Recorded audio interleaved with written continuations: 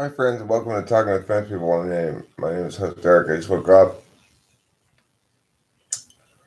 and I want to talk a little bit today about Lake Titicaca.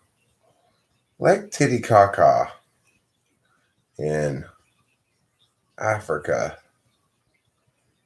is one of the most hilariously named places in the world. It's named Lake Titicaca. Don't go swimming in Lake Titicaca.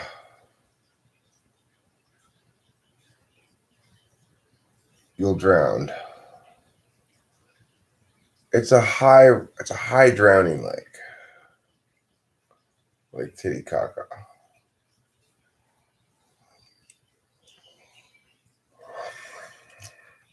Who here's been to Lake Titicaca? Nobody.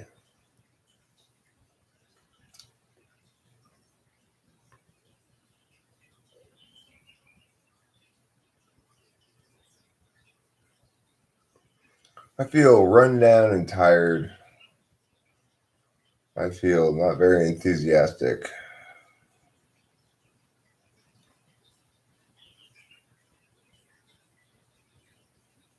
Claire, same. Maybe you need a visit to Lake Titicaca. I wonder how many people go there in search of either breasts or poo, only to be very disappointed when they arrive.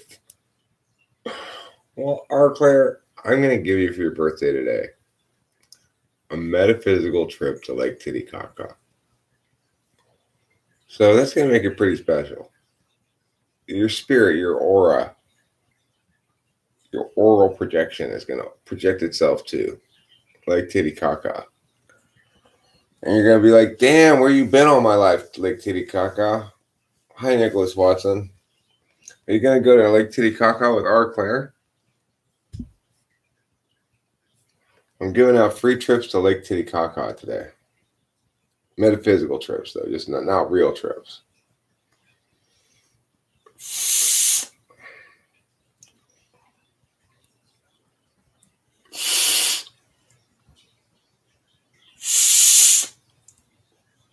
Along with Uranus, Lake Titicaca is one of the more unfortunately named things. Nowadays, people are like, damn, I wish we hadn't named that planet Uranus. And also, the Africans are all saying, damn, I wish I hadn't named that Lake Titicaca. Now everybody laughs at it.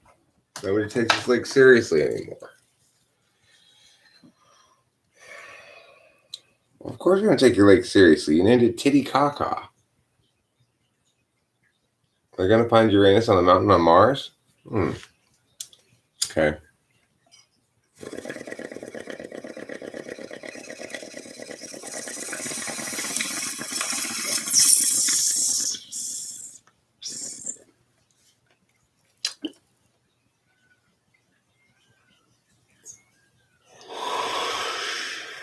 So this is an Claire birthday celebration live stream. She's turning 72 today. 72 years young. And she's going to her first visit to Lake Titicaca. So let's all give Claire a hearty Lake Titicaca welcome. James, you are in Lake Titicaca right now. You are swimming in breasts and poo.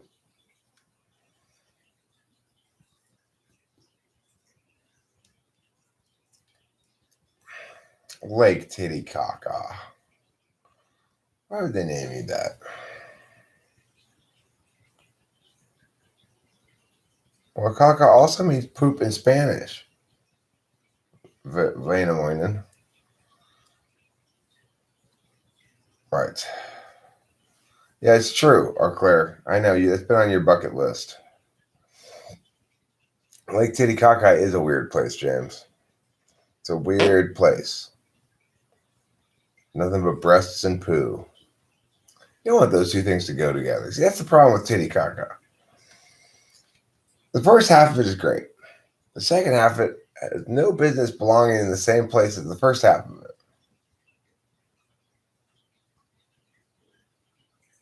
I think we can agree on that.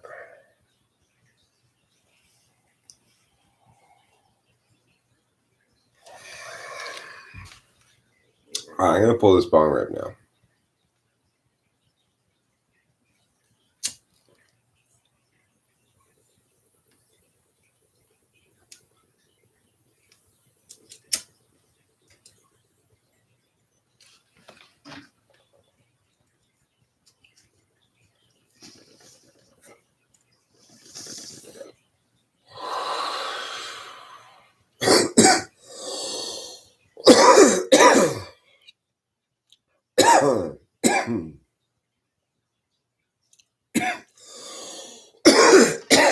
Even if you are Van Moynen,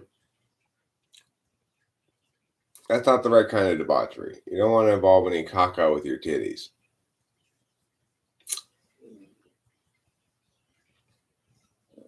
Yeah, that wouldn't even be debauchery. That'd just be misguided attempts at debauchery.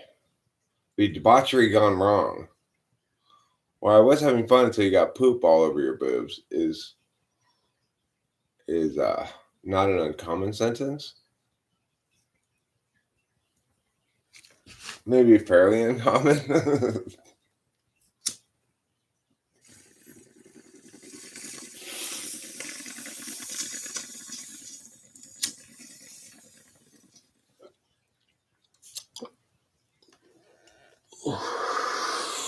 There's one lesson we can all learn from Lake Titicaca.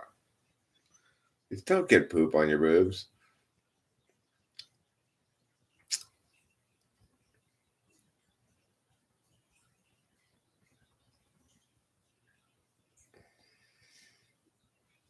Chattanooga is not that strange of a name. That's just a combination between chatting and nougat. The Grand Tetons, I agree, they're grand and they're Tetons. What is 1 + 1 on Lake Titicaca?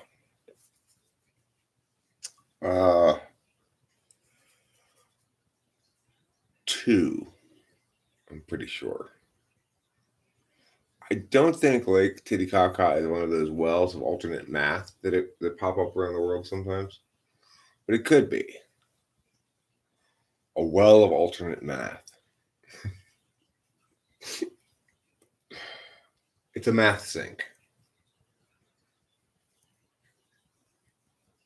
I sure could use a haircut. I'm tired of not getting my haircut. I want to go out. I want to make a sign. It just says, or like a piece of cardboard or something. It says, this was a terrible idea. And just stand out in the street. Just hold it up. Why? Maybe Nicholas Watson's correct. Maybe 1 + 1 on Lake Titicaca is a pair of boobs. But maybe it's only a pair of boobs if you go 1 + 1 - 1, because you're minusing the poop. Maybe your teacher is the poop part of Lake Titicaca. That's possible. Quite a lot of beard I have here. It's kind of cool in the sense that I got plenty of beard to like tug on. But it's just too much beard. I don't want to be this beardy. Cloud, this world may be evil, but there's one place that's not evil. Just one place that we can both agree on is not at all evil. And that place, Cloud, is Lake Titicaca. It could just be one really big lake-sized boob.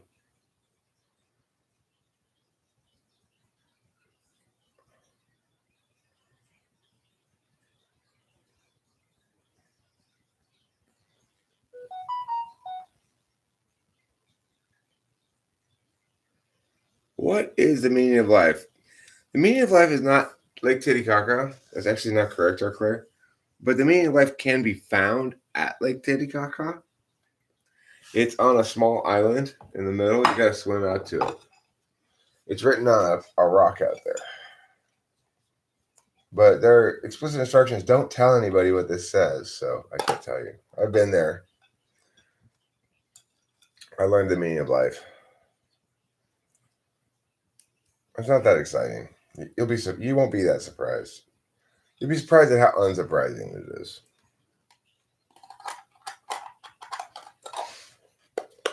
You're like, oh, I knew that all along. This is dumb. I can't believe I swam out to the middle of Lake Titicaca for this. Uh-oh, you know what's coming on. You know it's gathering steam. Can you tell? It's down in this area. That's right. It's a poop. All this talk about Lake Titicaca has made my bowels start to rumble and move in an excited fashion. My butthole's going, ooh, Lakeside Boob. Lakeside Boob is a great band name. I agree with Vader Morton. It's a good name for a song, too.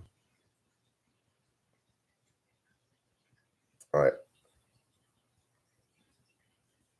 I ain't looking to get you, girl. I ain't even looking to hump. What, you think I'm a great white noob? No, girl. I'm just looking for some lakeside boob. It's a song about a guy who's driving by on a boat and screams, "Show me your boobs!" to a girl on the lakeside.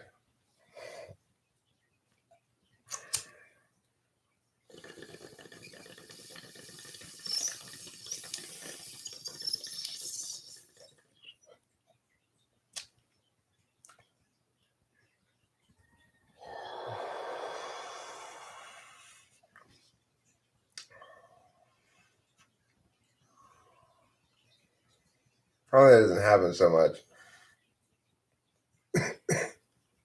in Europe.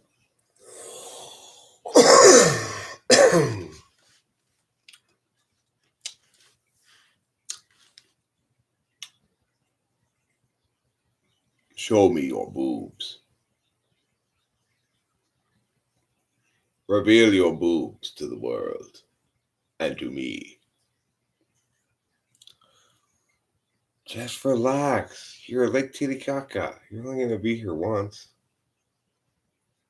You already pooped. Now it's time to take off your shirt.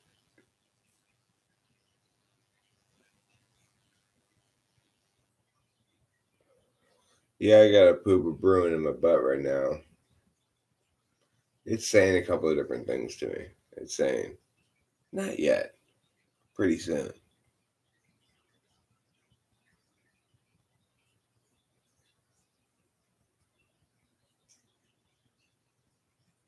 Sometimes, of course, my butthole has an English accent. You don't believe in any man any longer.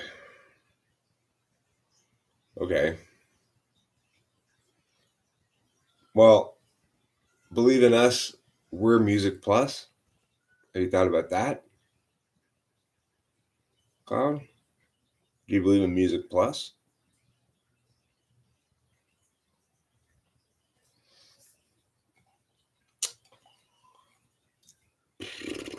You only know what is within you.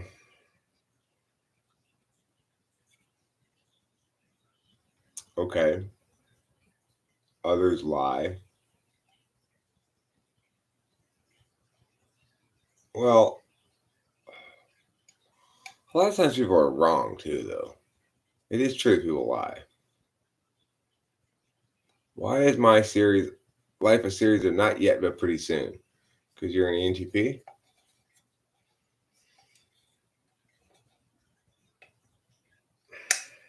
You know, it's like that's my story of my life too.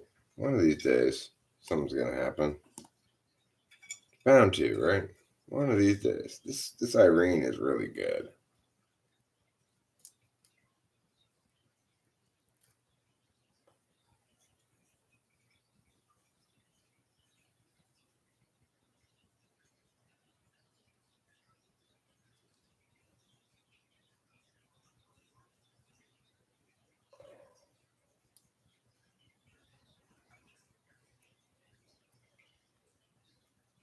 You're not referring to random people like me, but to those that push propaganda.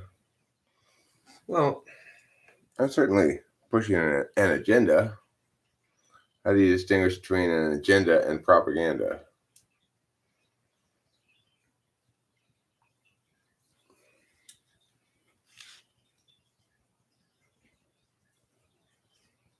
I mean, I agree I'm not pushing propaganda, and there is a difference. But it's not a matter of whether or not the person's random, right? Like, I might be a random person, but that's not a determining factor in whether or not I push propaganda.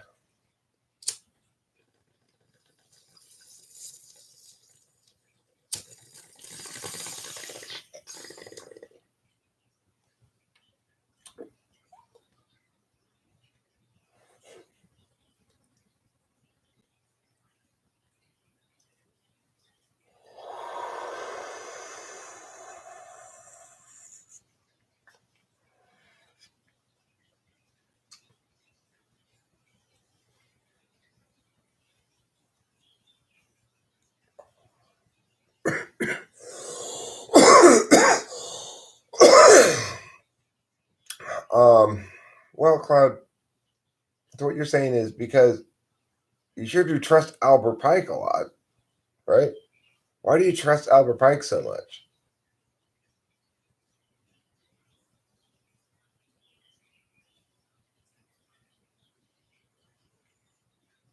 So you said you just trust Albert Pike, is what you're saying. You trust no man except Albert Pike. You said yourself, but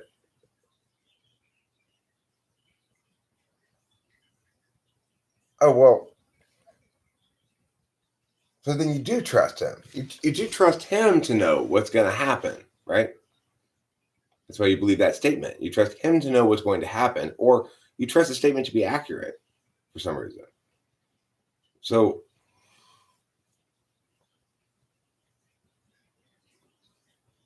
so basically, you're not saying you don't trust other people. You're saying you've decided to evaluate statements on their merits. Well, you've done a poor job of evaluating the statement on its merits.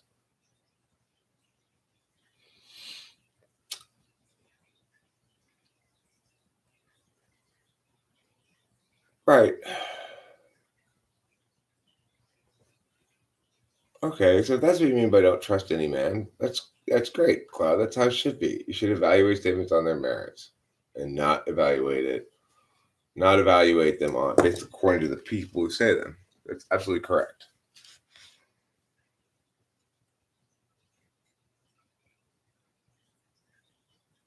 Good job, Cloud.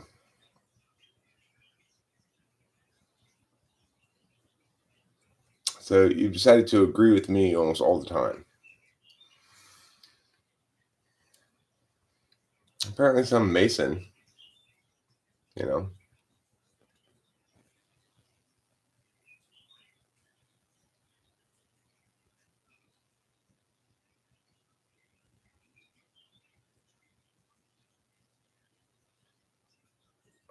Cloud, what does that have to do with being a truth seeker?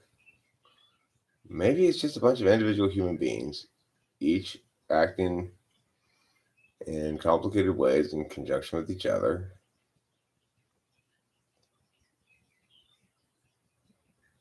Thought about that?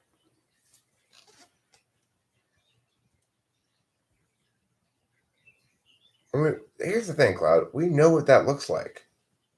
It looks like Russia when Putin was briefly not president for a while. Um,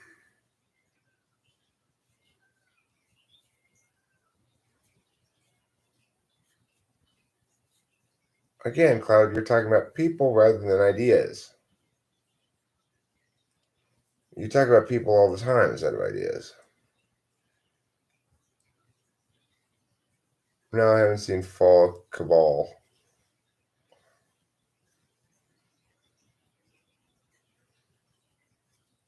The thing to remember, and it's very important to remember, is that people who are powerful don't agree with each other any more than you and I do, Cloud. They're still individual people.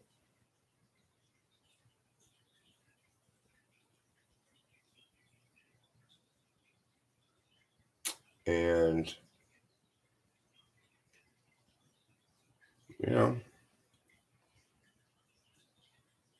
like I said, we can see what it looks like when there's controlled opposition by looking at other countries that are authoritarian and seeing what it actually looks like. You know,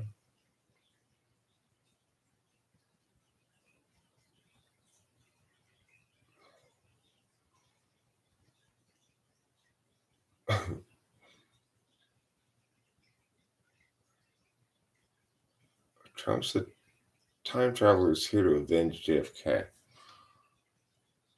Cool. If he could time travel, why wouldn't he have time traveled back to closer to when JFK died? Or, maybe even prevent JFK from dying.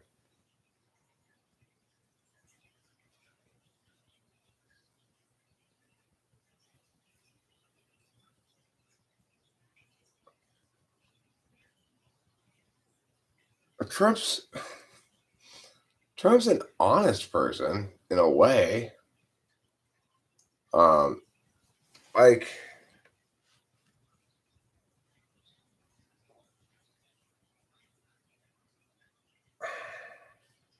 that's not the issue with him exactly. He honestly believes that words don't matter.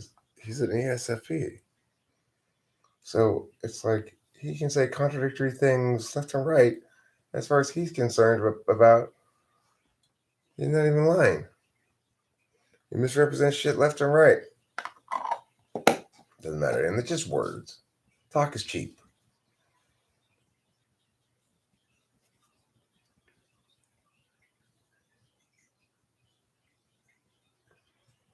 Okay, but if they discovered time travel after JFK's death, why can you not travel back in time before the beginning of time travel? Because the time travel machine didn't exist back then? Well, okay, actually, that's not a terrible idea. That time travel, you could only travel in time forward. No, you can only travel in time backwards, so you can't travel in time forwards. And you can only travel in time backwards to the time period since the time machine's been invented.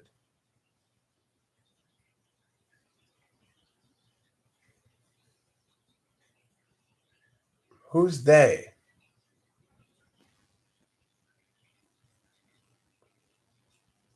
Who's they, Cloud?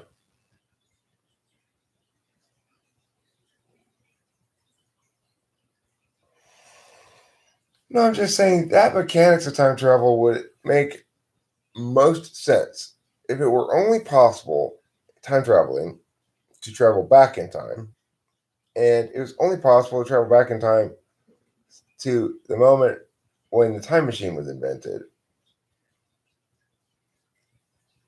In that instance, time travel could almost be believable. You can't travel forward in time because the future hasn't happened yet.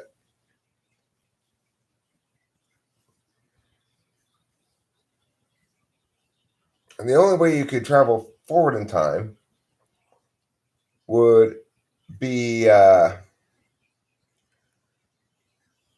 if you. The thing, this is what it means to travel forward in time. What it means to travel forward in time is to be put into a state of unconsciousness and then preserved in a state of suspended animation for an indefinite period of time, then woken up and you're in the future. That's how you try and travel forward.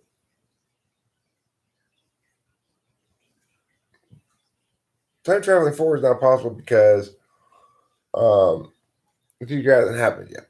But time traveling backwards is at least like it's possible to imagine.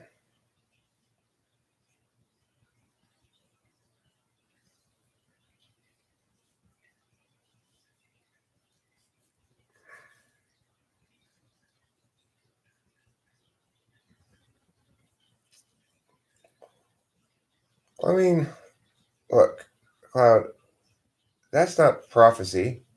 That's a description of humanity forever and always. There are always people spewing bullshit. You among them. You are one of those false messiahs and false prophets, Cloud. Because, of course, the falseness is not.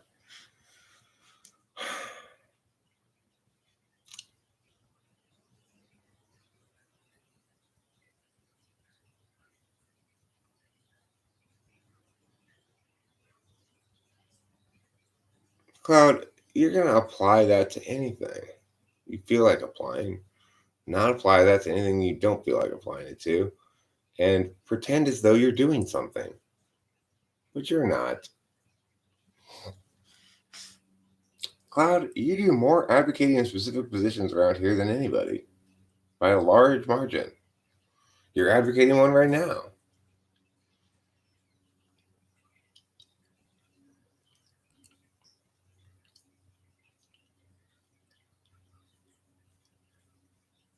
Well, what are you doing right now? Are you spreading a message or are you asking me questions so you can understand things better?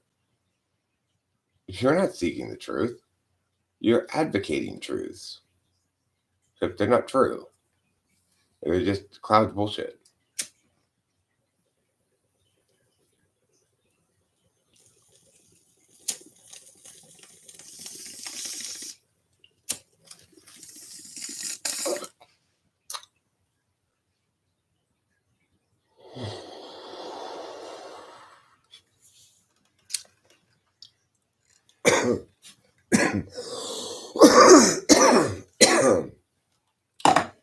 Whatever, Cloud. Whatever.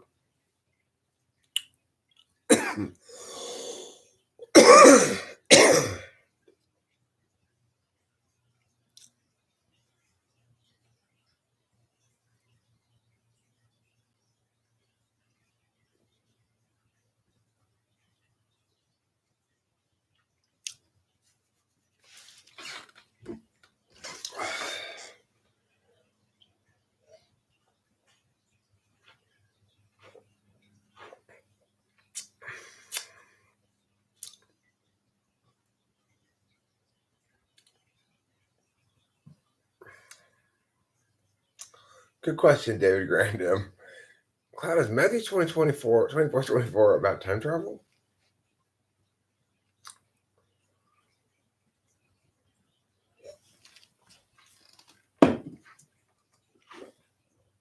The Advocate? Did The Advocate?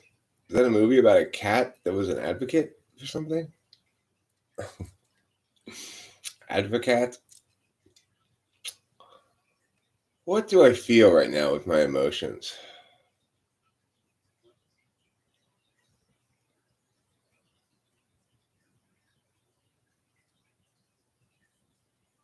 I can't tell.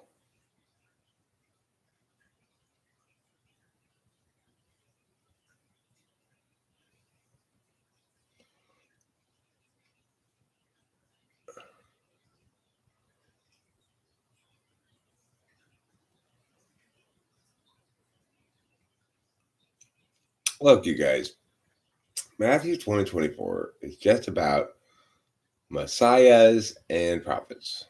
Okay? This issue of time travel is different. It's true that some of the false messiahs and false prophets will be time travelers. Some will be lizard people. Of course, additionally, some will be aliens. Now, what's important to remember is that the Dark One, as he's known,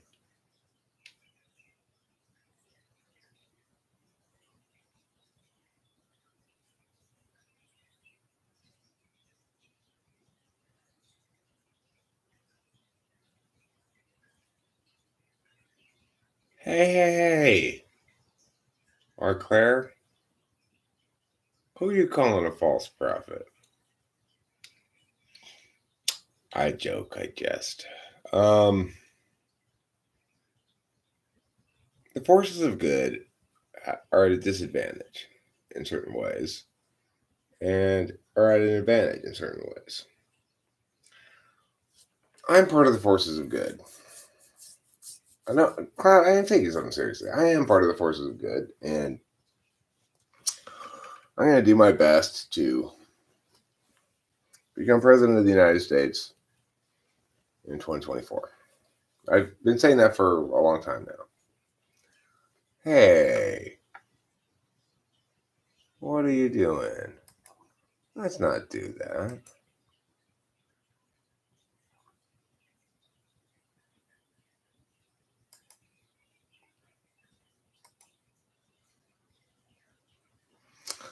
Okay.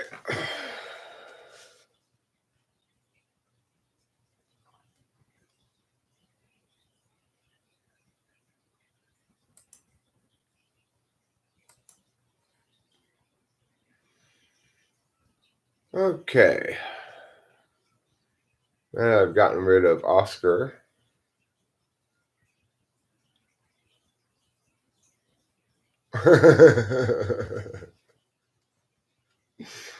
Or Claire. Hilarious, but you don't really need that. You don't want to follow the devil. Um, there's nothing there. The devil has nothing for you. I can tell everybody that right now.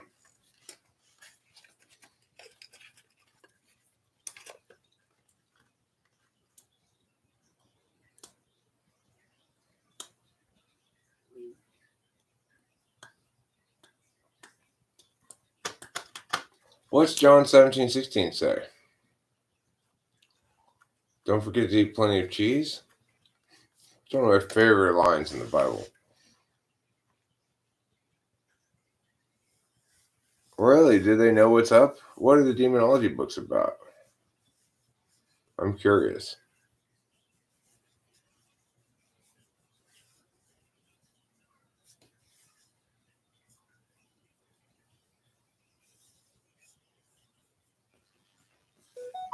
Why does my phone keep making noises?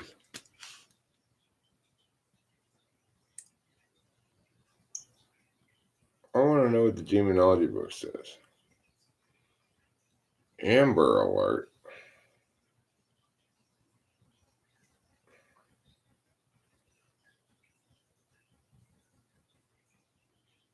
Amber Alert my eye. What the fudge? What is it making these sounds for? Why are you constantly making sounds? I'm tired of your sound making ways. I suspect it's just an illusion.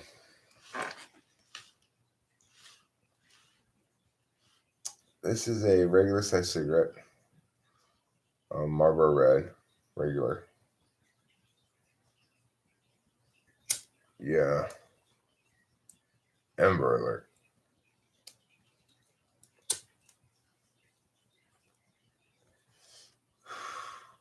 It's kind of ridiculous because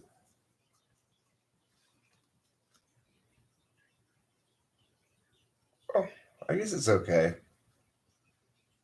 I guess it's okay. Now I think about it. It's like,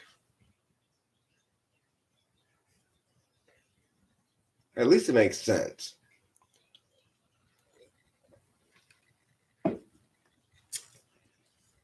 Everybody in California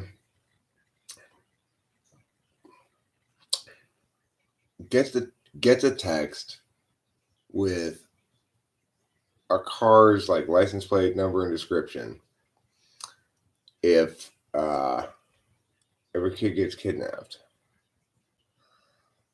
I mean, that's got to be pretty effective. I wouldn't want to be driving in that car, you know. And they don't happen all that often. So it's not like every 6 hours is another Amber Alert. That would. You got two of them this morning.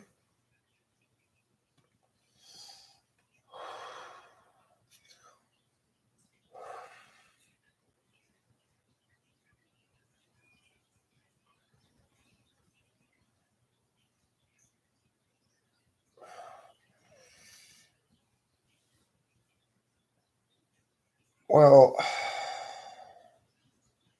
my question is,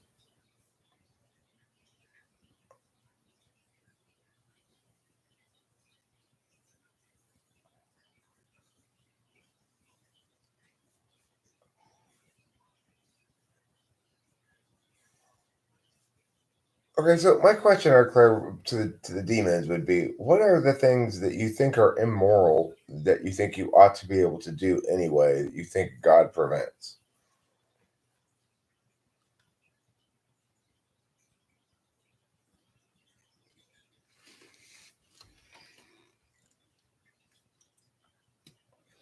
You know,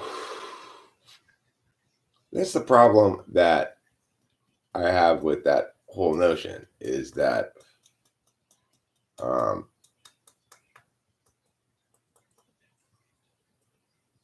I want to know what kind of wickedness they wish to engage in. Because it's possible that I might deem what they wish to engage in non wicked, in which case it's not inconsistent with God. Or it's possible that uh, fortune telling, no, science is not wicked. I don't like fortune telling. Uh, there is something wrong about it.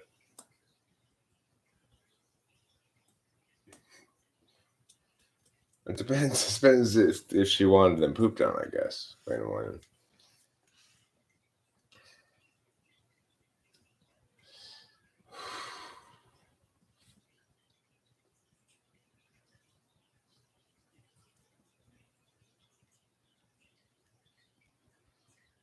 God thinks science is wicked?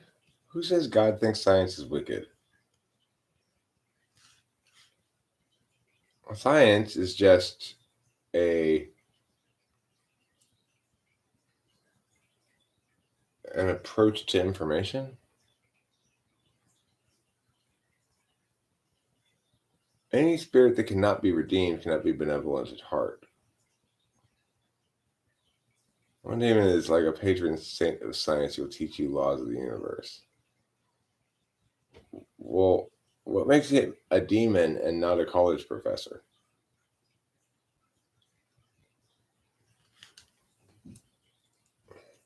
I can't explain why fortune telling is wicked exactly, except I guess to say, well, I can, is that it gives you an unfair advantage if it works. Um,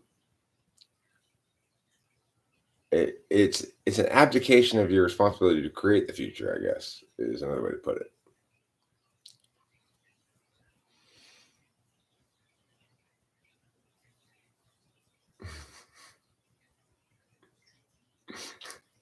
Right. It's actually one Damon.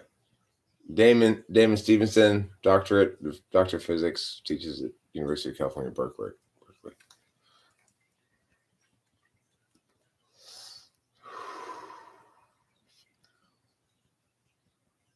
That's another way to put it, Zaylen Black. You can't don't try to you can't don't try to move the slabs. The slabs don't like that.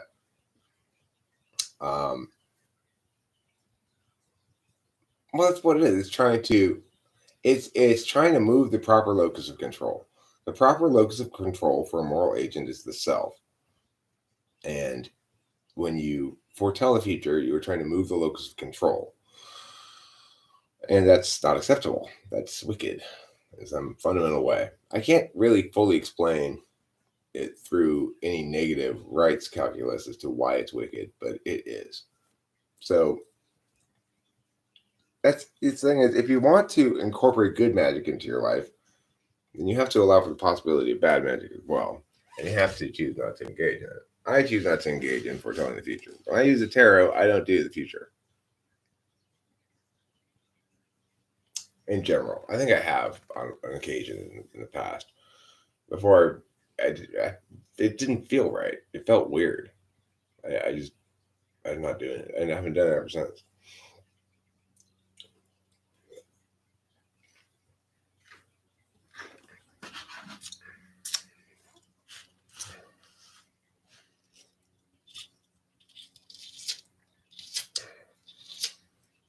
Well, I mean, I'd call myself a philosopher, but I'd also call myself a Christian.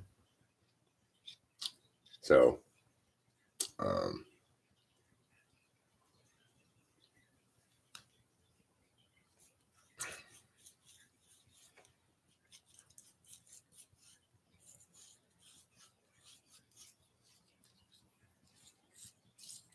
well, see, Dale and Black, you and I have the same position on this fortune telling thing. Um, and yet we have very different explanations, but the same conclusion regarding the fact that it's wicked and that it is against God's will.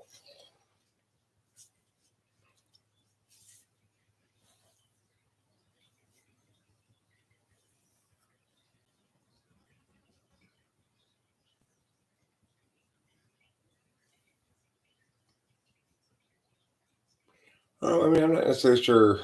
Listen, I am never guilty of actual hubris, that is to say, pride against God. When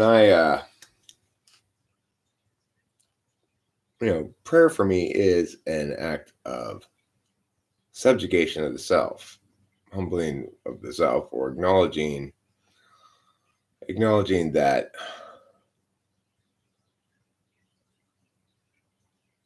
I fit into a larger plan of some sort, I guess, and I don't know best ultimately about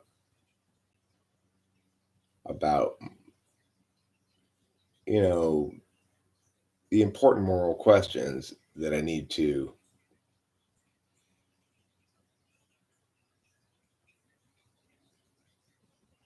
How can I say I am humble before God?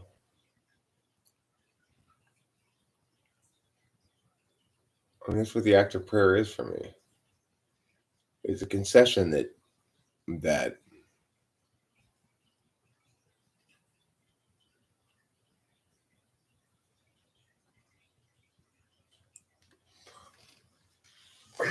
well, first of all,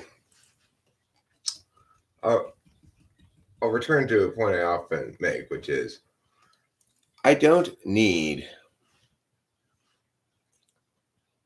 I don't need uh, God to determine negative moral indications, negative moral obligations. But I do need God to determine positive moral indications. So if I want, or I need something other than my own reason, my own reason can't provide me answers regarding positive moral indications. So if I want to be a good person, I'm going to need to have some modality of engaging not just the negative, but the positive. And um,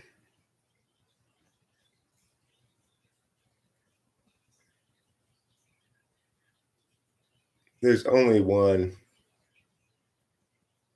religious tradition that uh,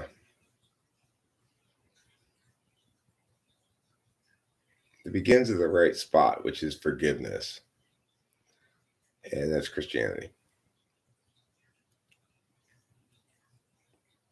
It really is the core of the core of it really is the core of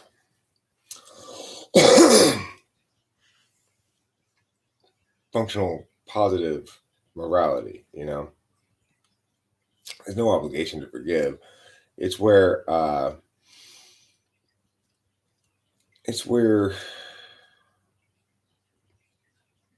it's where justice becomes um,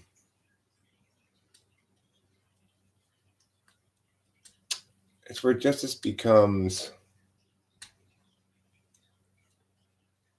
falls away from righteousness. So, in other words, if somebody wrongs you, you're entitled to your justice if they wrong you in certain ways. And um, in other words, people ought to be accountable. There's a positive moral indication towards accountability as well. And those kind of contradictory moral indications, a positive moral indication to accountability, which would be most upheld by a lack of forgiveness. Instead, saying, no, make them pay their consequence.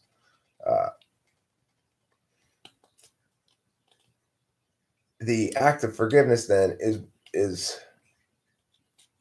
the act of relieving somebody of an obligation. In other words, not holding them accountable. So, when and where forgiveness comprises the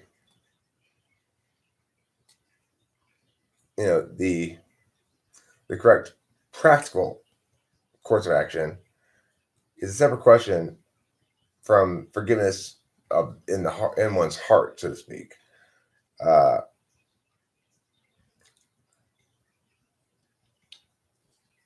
And the link between repentance and forgiveness is important as well. And this was the thing that Kimberly never got, and ultimately killed the relationship, and should have killed it a lot sooner.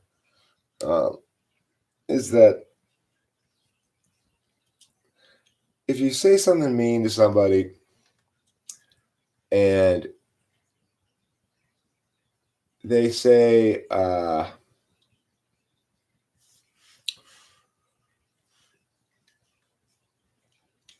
okay, so let's say Rachel has a snappy moment and says something nasty to me. She's almost certainly going to shortly thereafter say, I'm sorry. I'm sorry to talk to you like that. And same thing with me. So in that case, that's a matter of recognizing one's own wrongdoing, and then the other person has an easy time forgiving, or should have an easy time forgiving, because the other person's held themselves to account. That's how it is with me and Rachel. If there's any kind of a problem or whatever, there's apologies, So what I mean by that is,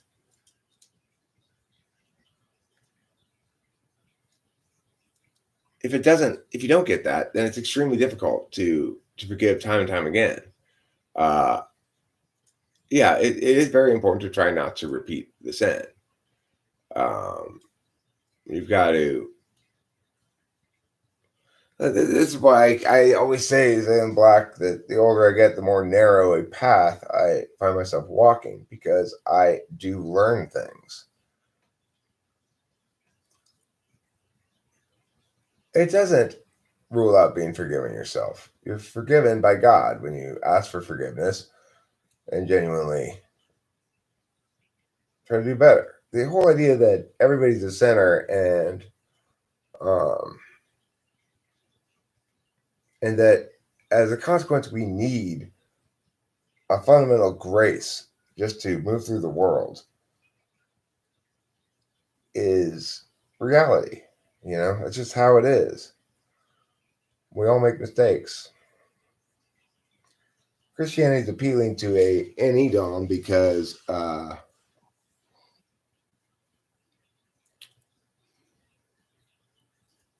it's a way of managing one's mistakes and still being a happy, complete person.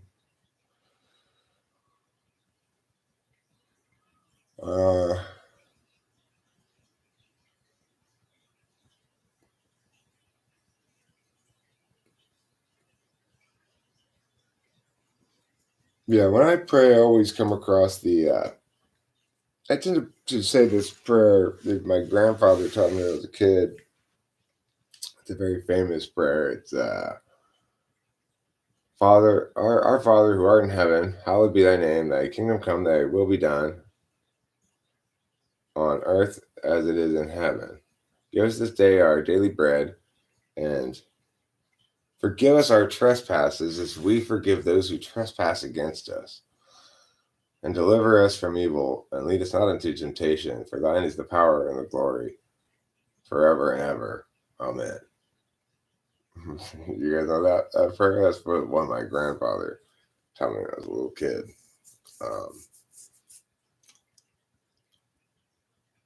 I remember as a little kid thinking about the words a lot, like, give us this day our daily bread. Why do why do they only eat bread? I thought, you know, that's what I thought as a kid. Why are they only eating bread? But it's the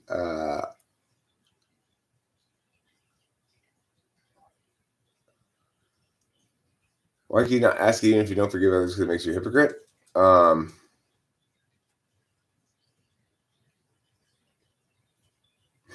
yeah, I guess. so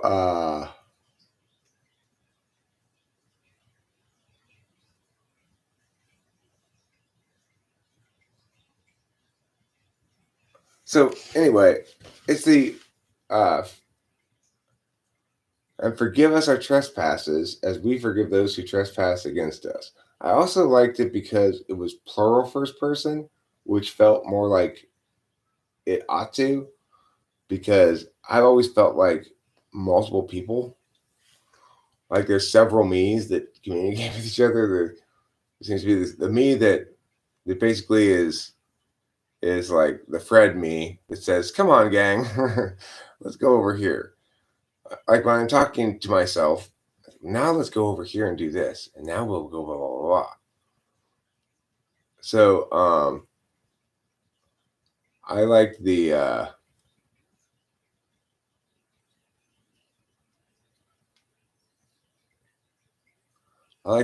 us we thing in it, you know. But forgive us our trespasses as we forgive those who trespass against us.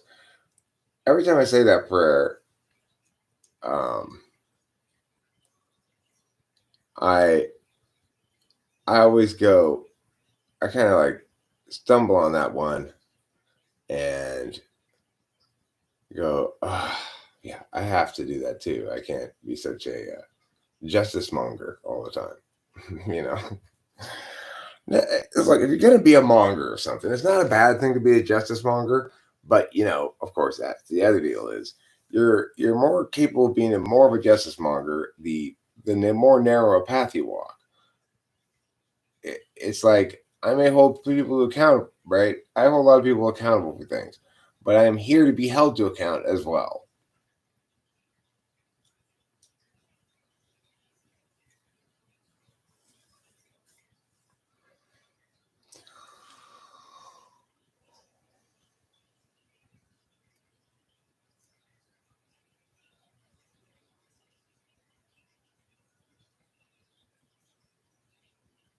Okay, well, bam, when it's not true that people can't improve without God.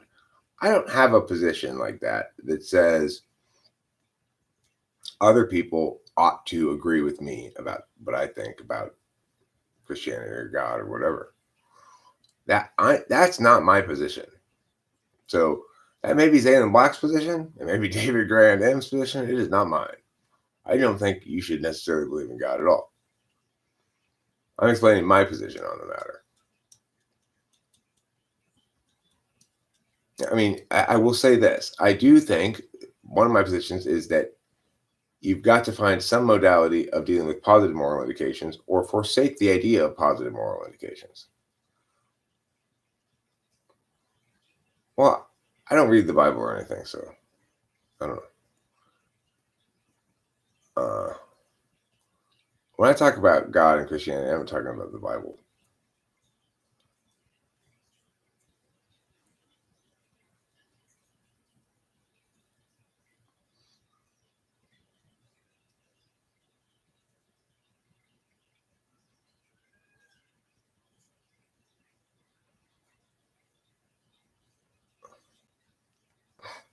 Okay, well,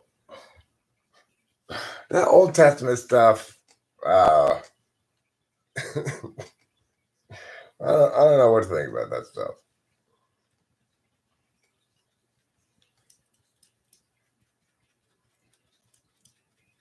Yeah, well, some problems can be fixed by just acceptance and forgiveness. Other problems need to be fixed with my foot up there, your ass, you know?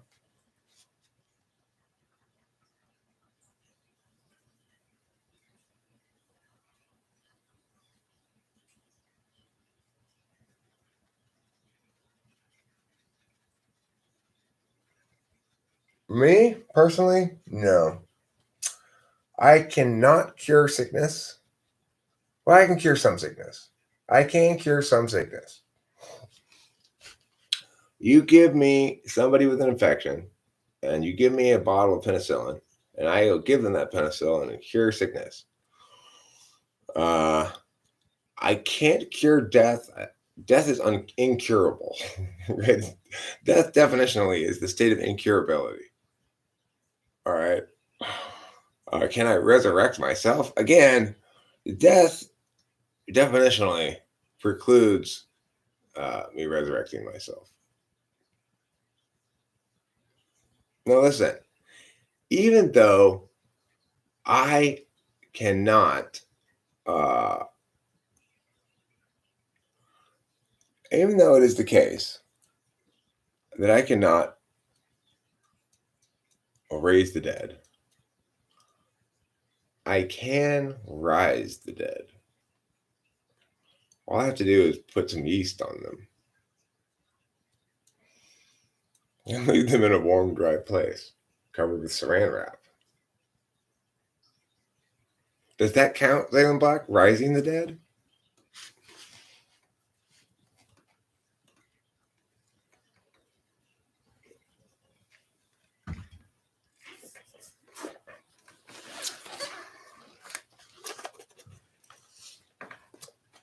Oh.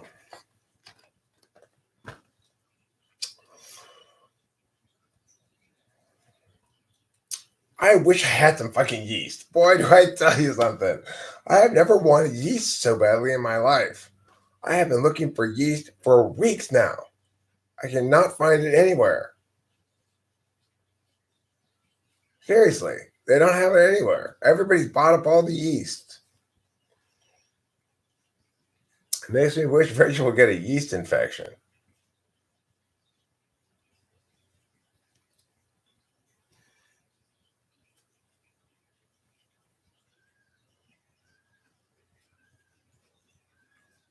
Azalea Block, I'm the one who bought that yeast at the store.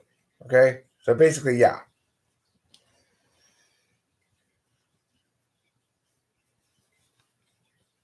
You've been looking for months for yeast too? Fucking global yeast shortage.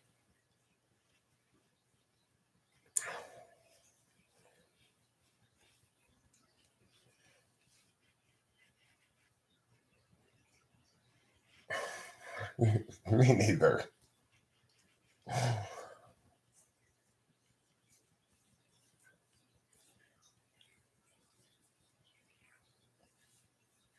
But I really want to make homemade pizza. This is the thing. I wanted to make homemade pizza weeks ago. And so I went to the store to get some yeasts and nothing.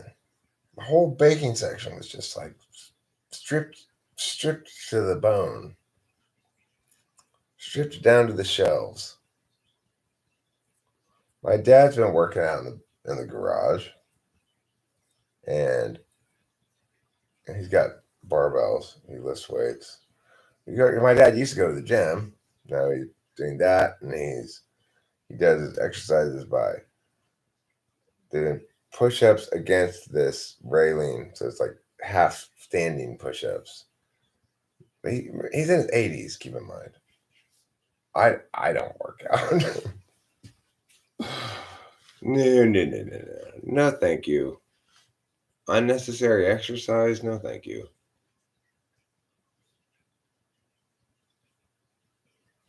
You got a new hobby, not walking. So much better than my old habit of walking. Saves so much time. Yeah, he's SI Tool. Yeah, where's the ESTJ? Um, he's all about routine. All about it. And he's about disrupting routine by going on a little vacation someplace. You can't do that right now. He's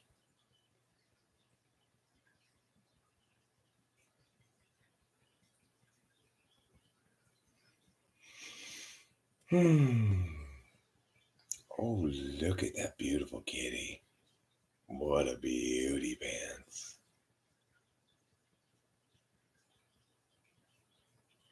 Actually, I went jogging not that long ago.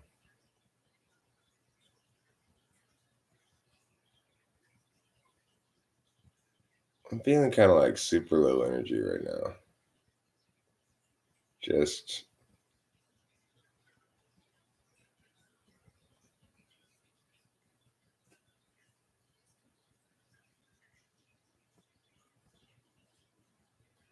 hi, Matthew Alistair.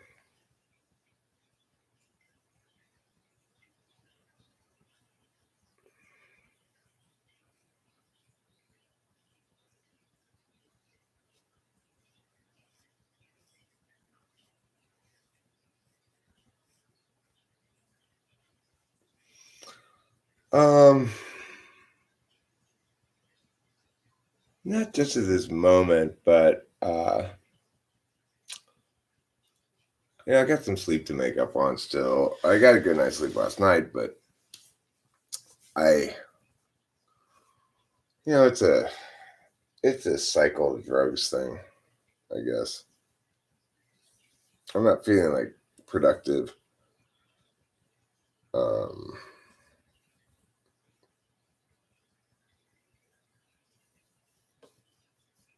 and I'd like to work on something that I'd like to get done today, uh,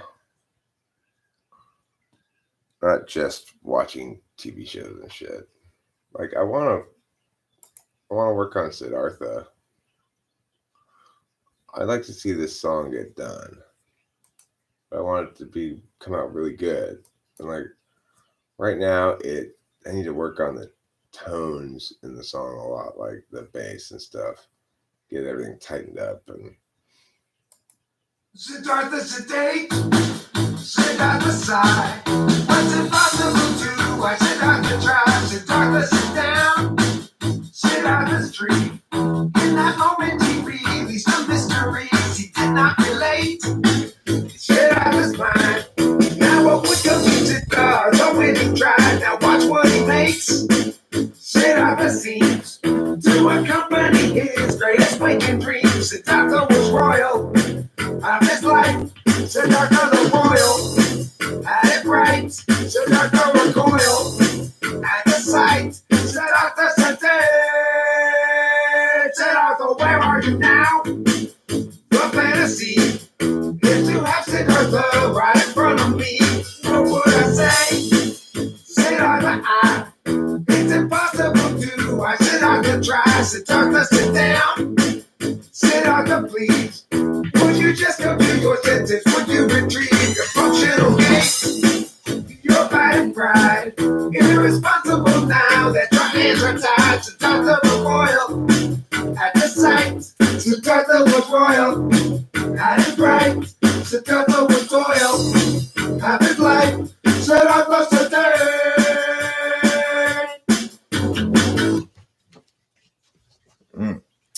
That's juicy, is what that is. Such a juicy song. But the recording has to be a lot better.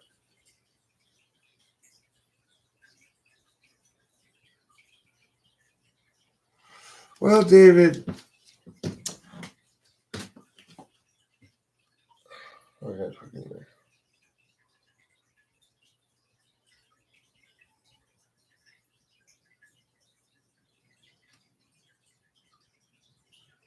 No, I did not write that song, David Grandam. Now listen, if you're new around here, I write almost every song that I make, that you hear me play, I've written. That one is a cover from a friend of mine, my old best friend that I haven't really hung out with much in a long time.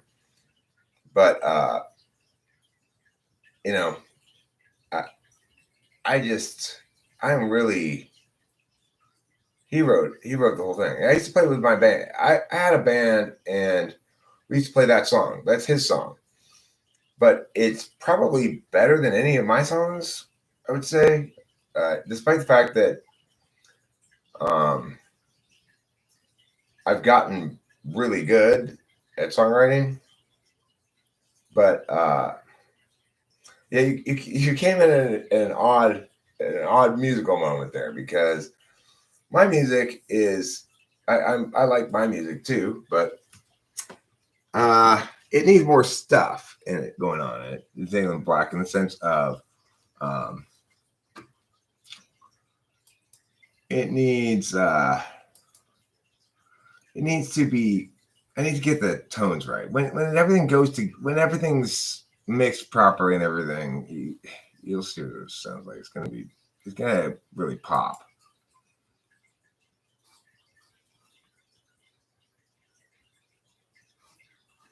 So let's see here. Oops.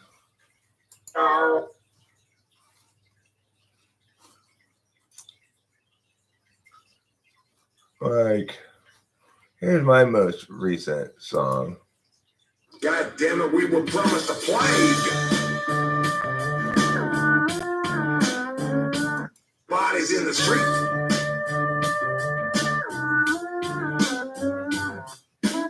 Oh yeah, the platinum crew. Not overburdened healthcare, sir. But you see, it's been underburdened. Gee, that this COVID thing been so exaggerated. We have been lied to, fooled, misguided, directed to the wrong side. Your cherry picking art is not going to work. You don't know your stats. Your data gathering methodologies are crap. Listen here, if you only test the sickest, what you think is going to be the trick? Feeling scared. COVID-19 destroy everything for the impression you bring. Feeling scared. COVID-19 destroy everything for the impression you bring. Stupid, scared, and dumb. We swallow the gum.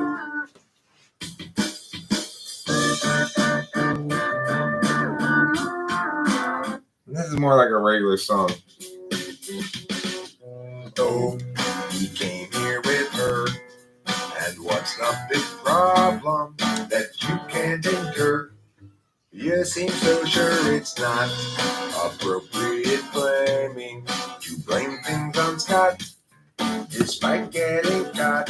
He's got you refraining for him, straining for him, going to the gym, make yourself good enough again.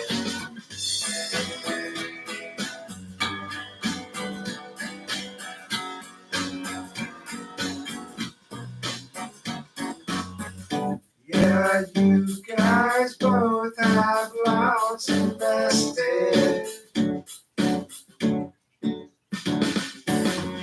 That's not a reason to stay around.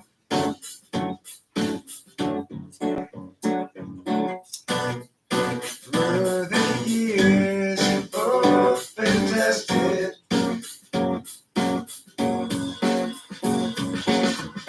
Time to move up and higher ground. Oh, he came here with her.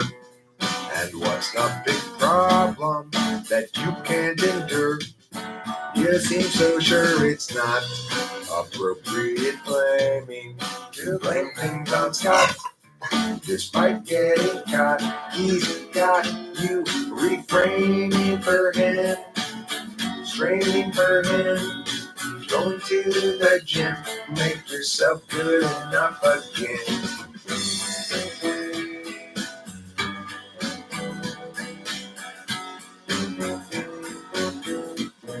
Be done with him. You know, if I were YouTube,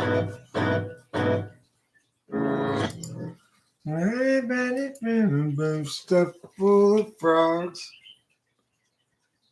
All right, you check the laundry.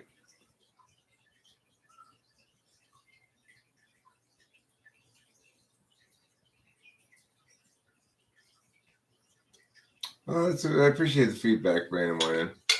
Um,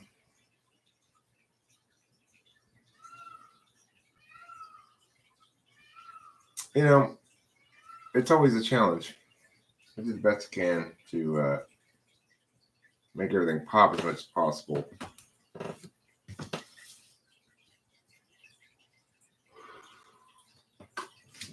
Yeah, I don't know what to make of that feedback, actually.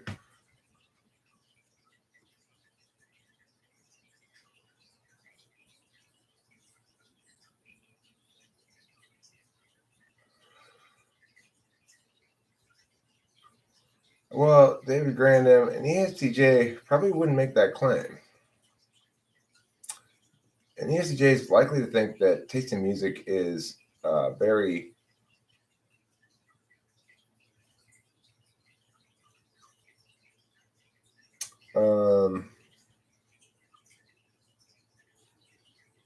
if there's a feeling of trying too much, then I haven't tried hard enough. Basically, you gotta recording music requires a lot of work to get it to sound fully alive. You know, so it's a production shortcoming, I guess. I've been listening to a lot of music lately, a lot of new music that I've never heard before, and that's very helpful in moving me along my process. You know, no, I don't think an ESFJ would make that claim either,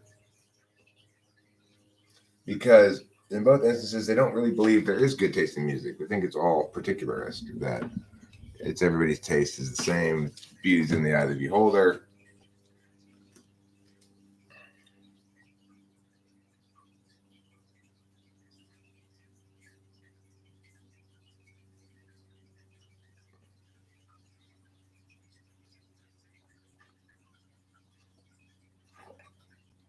I mean, there's something inadequate about it because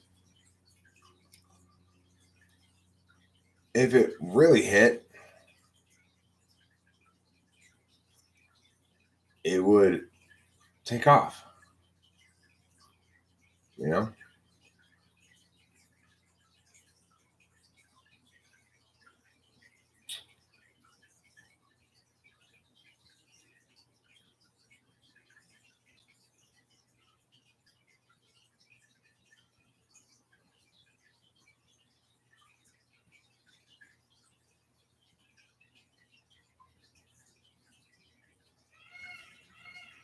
What was the context in which she's making that claim, the ESFJ? Is she saying, did you say, do you like good music? And she says, yeah. Or is she saying, listen, I've got good taste in music. And if you're disagreeing with me, then you're wrong.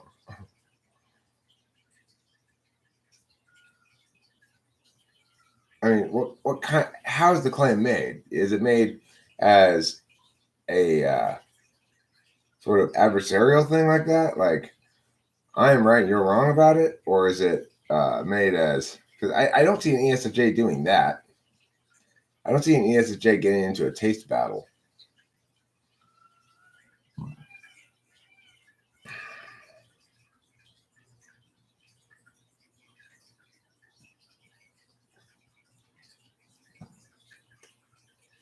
My ESFJ ex-wife, she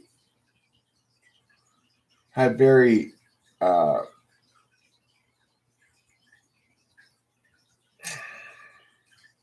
she had taste in music that linked somewhat to, I guess, her previous experiences, but she liked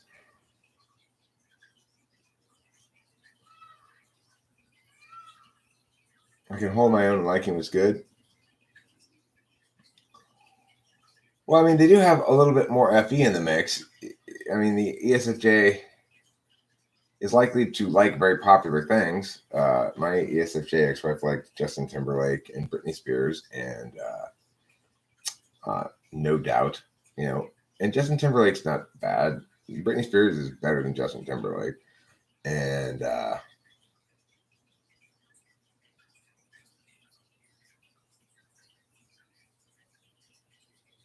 right, you cannot hold the standard. Right, they want to mush it out, beauty's in the eye of the beholder. That's proof that they don't really have good taste in music or understand what taste in music is. They just know what they like or don't like, and what they like and don't like. It's like, who knows? My dad, ESTJ, he has absolutely terrible taste in music. Uh, I was going in there the other day, walked in the house, and he was listening to something on his phone. He was listening to this very complicated, not intuitively resonant at all jazz thing that had very complicated piano, sounded like free jazz. It's just like, yeah. That's T.E. Dom, right? T.E. Dom with S.I. Second, it's very impressed with musicianship. And so I never understood what my dad got out of listening to that shit, though.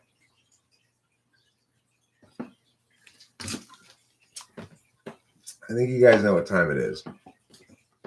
It's pooping time.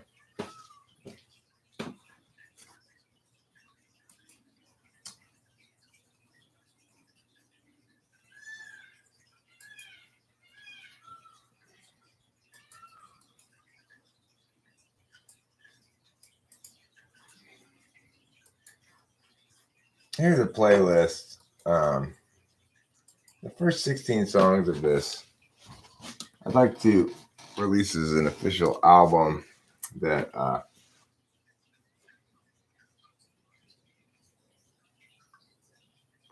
I'll be back to cover the.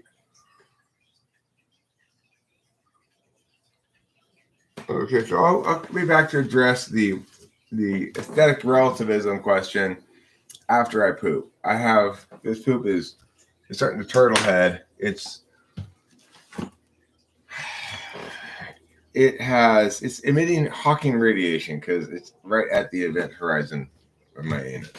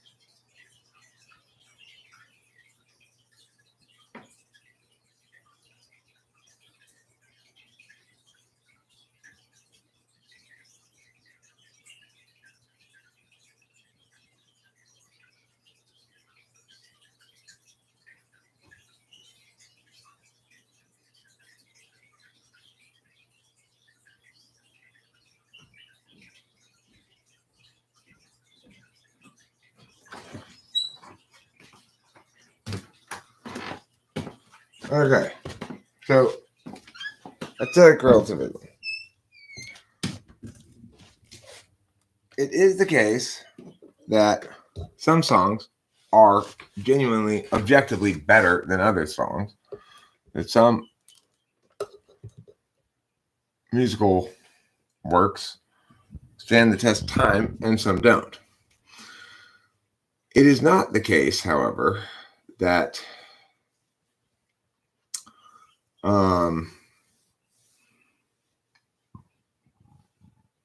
that the truth of a song is reducible. So you can't actually argue that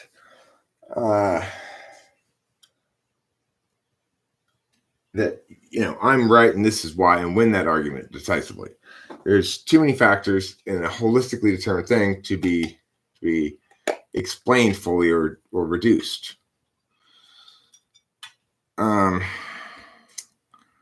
So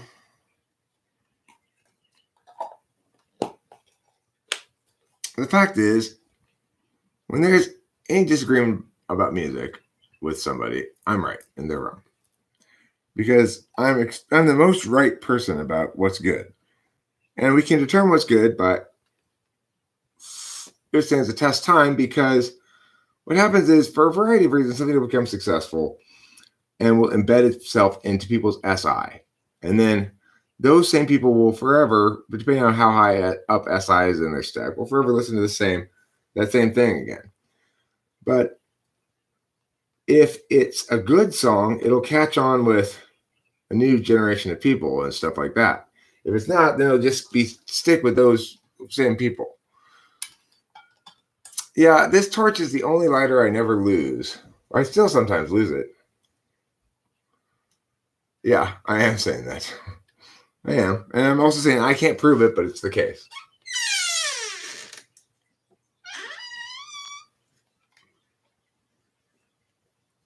Like, if you're talking about whether or not a given thing is good or not, and you can only deal with tracks, you can't deal with artists. You can't say, like, this artist is good. No, not true. This track, this song is good or not good, then that's a definitive question. And whether or not it is successful or falls short in some way is a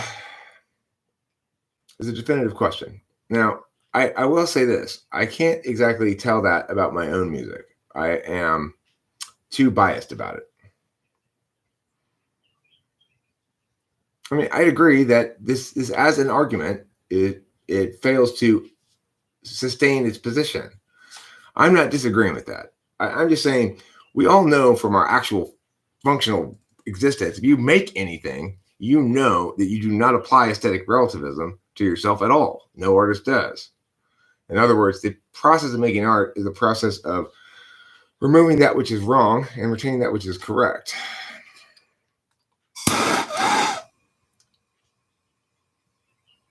Yeah, long-term popularity, because that proves that there's something resonant about the thing that's not due to any efforts on the part of those making it.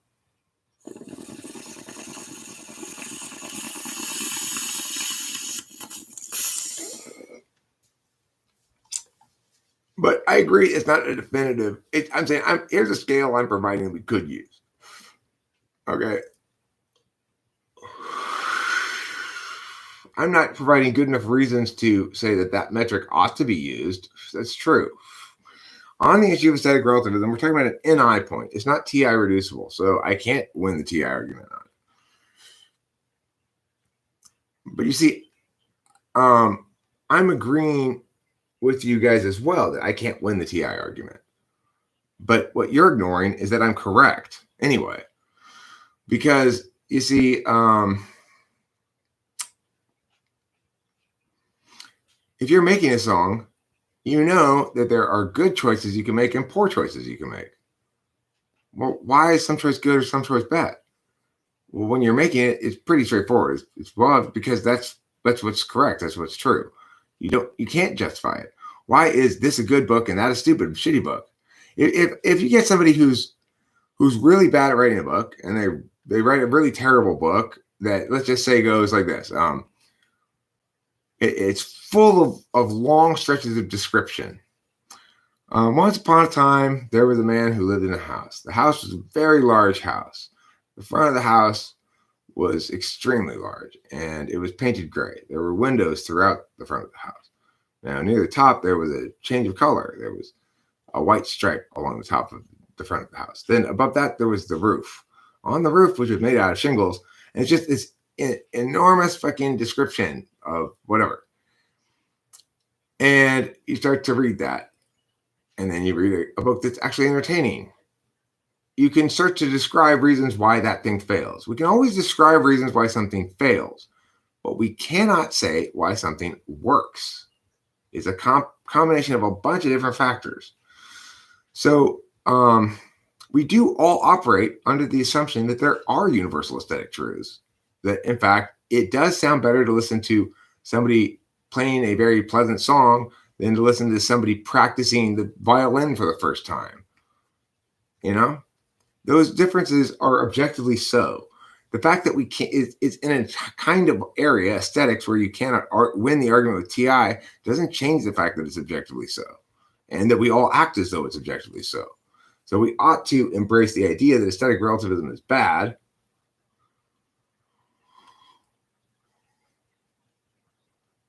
Okay, right. But that's the thing. Those people are wrong about the art. They're right about its purpose for them, maybe, but they're wrong about the quality of the art. The art itself exists as an entity independent of the person who makes it and independent of the people who read it.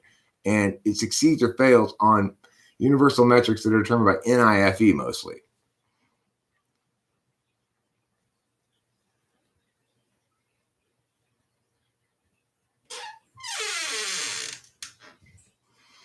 I mean, that's the point, though, David Grandin. What your question here says this is admitting what I'm saying. You begin with the premise. Let's say you write a terrible book. In other words, let's say you write a book that is fundamentally in and of itself terrible. And because of reasons other than terrible, than the quality of the book that's implicit to the book, that is considered good for dumb reasons. Well, that's proving my point. The fact is, it is a terrible book. Not just my opinion, not just your opinion, it's actually a terrible book. We can't even begin to discuss art without acknowledging that there are good and bad art decisions. It's like trying to discuss free will with excluding conditionality.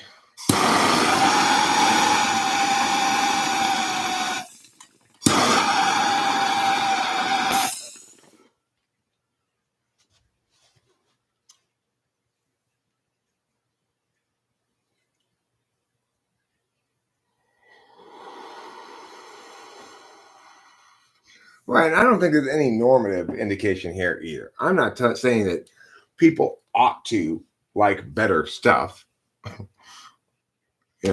That's not the case. But for example, if you're going to pick somebody to DJ a wedding, then you're going to want somebody who's playing a bunch of hits, and certain hits that people are very familiar with too.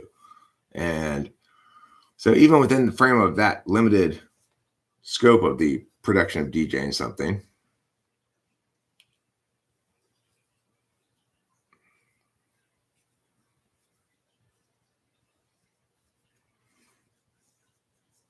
well, look, as far as like instrumental music goes, instrumental music is often designed to be a piece of something else. So it's a good idea to put music underneath your videos sometimes.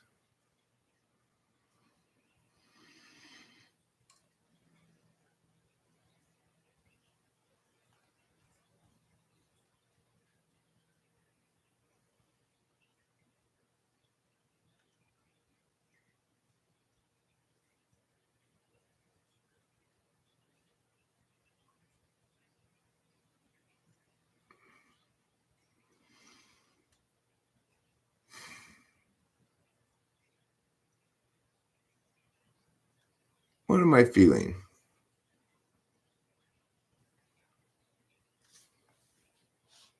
What emotion am I feeling?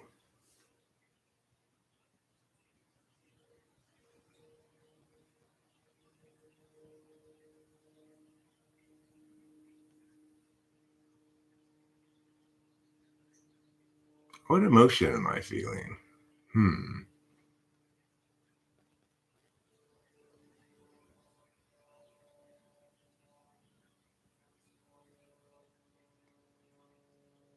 Tingly? I feel a little tingly.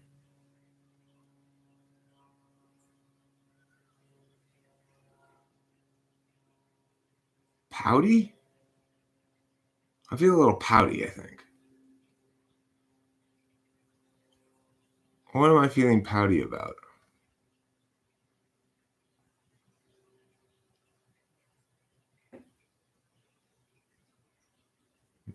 Maybe COVID?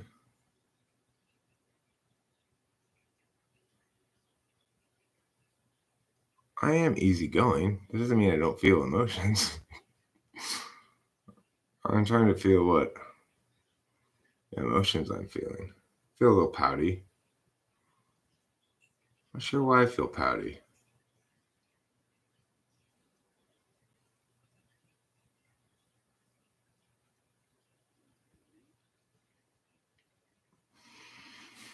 Hmm. Maybe has something to do with not being productive.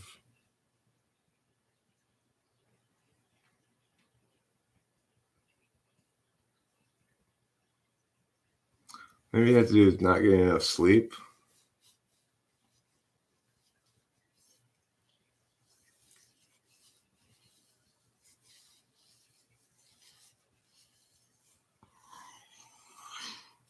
Oh.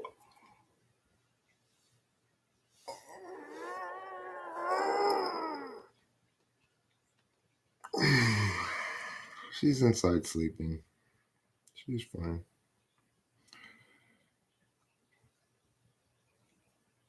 That's something.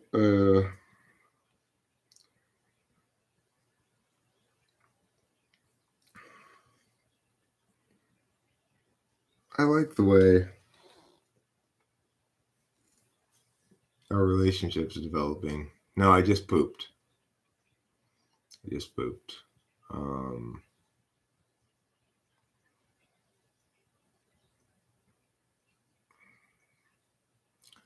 it's interesting.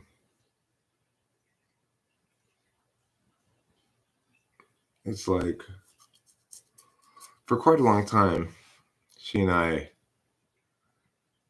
have been making sure the other party knows how to effie right.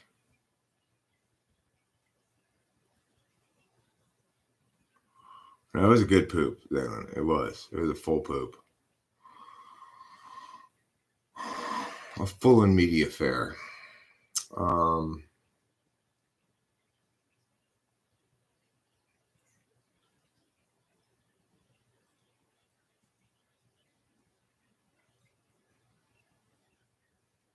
it's weird now.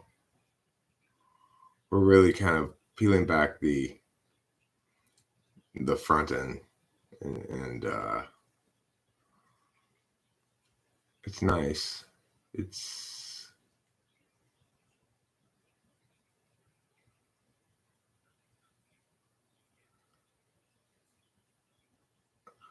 well. Look, what do you mean by effie? It seems like for the first 7 months or so, 6 months of our relationship, we've been basically in this stage of is how real is this? It was a how real is this stage where we are both trying to both we're trying to be what we want to be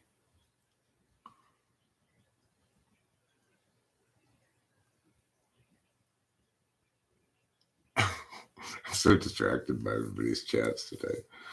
I'm feel scatterbrained. Basically, we act like we fake it till you make it, right? Okay. So it's kind of like we're reaching the point where we're not faking it anymore, we're making it. But another way to put it is that spend a lot of time making sure you're on the same page. Once you're sure you are on the same page, now what? Still confused about how to distinguish FI from FE? Well, hour and 38, can.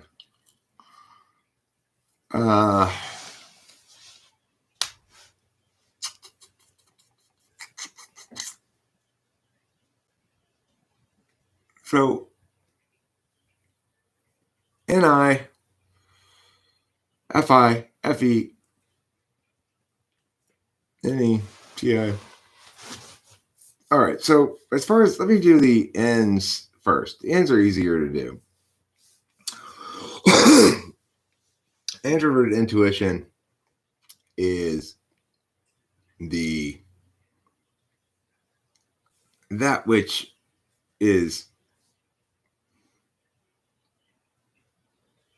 links to the identity of a thing, the whole of a thing.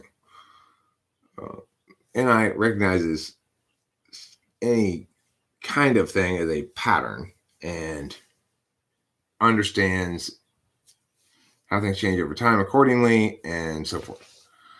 Extroverted intuition is not really the same sort of thing at all. It's generating possible. It's trying to find the non-obvious thing, that which is not, and make something there. A good test, I think, for extroverted intuition is Inky Pinky, because that requires the people who get tested accordingly to generate a bunch of synonyms for each thing and look for rhymes. So, for example, if I were to say,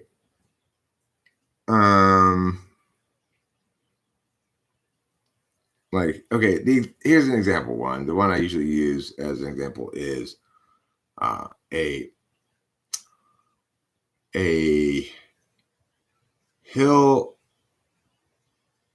hilltop water spout, and that would be an Inky Pinky, and the answer is a mountain fountain.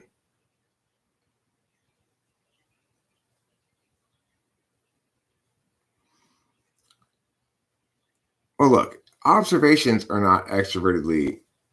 When we're talking about any observation or NI observation, remember, we got to think about it in terms of the person somebody's talking. I'm talking, saying things, throwing out possibilities. Because I'm a very practiced intuitor and YouTube shaped me in various other reasons, my NI is pretty good and pretty active in this process. So a lot of the things I say are going to be resonant, etc. But okay, so that Inky Pinky, okay, right? That one is Mountain Fountain is the example one. And so if I give you a somewhat, I'll give you another one, and whether or not you can come up with the answer has something to do with extroverted intuition, how high up it is. Okay, so let me see.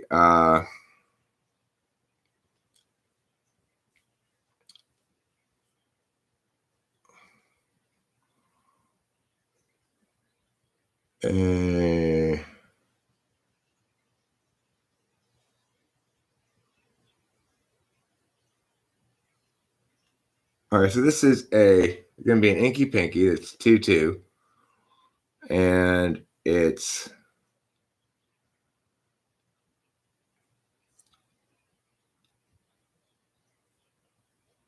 a tendency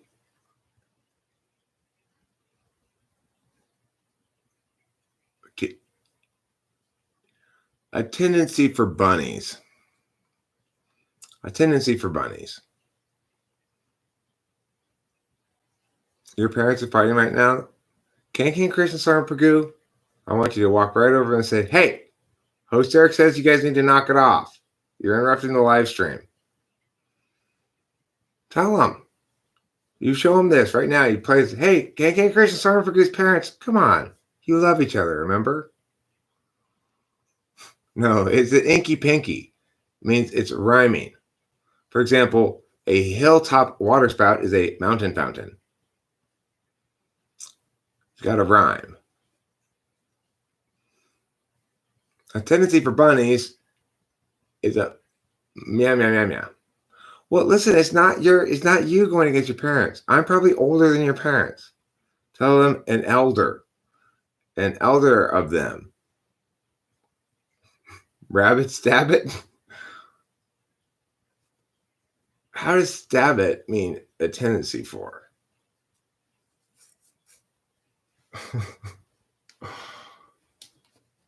No, you can't use the word bunny because that's in the clue. Oh, tendency to point your eye about it. No, I don't think there's a lot of TI in this. They're not as cool as Western parents. Oh. Can't Chris and Sergeant Pagoo's parents? Listen, you love each other. There's no reason to fight. Remember that first time you kissed? Remember the first time you grabbed mom's ass, Dad? Think back to that moment right now. No, guys, you're a munchy crunchy. Munchy crunchy, how does that have to do with bunnies and tendencies? For example, if I were to say road flesh, what would be the answer? It's an ink pink. One syllable, one syllable. It depends on the kind of riddle, whether it's TI or not. Long ears with kashmirs. No, you guys. It's a rabbit habit. Skygear, Lord of the Promiscuous NE Tool, almost got it right.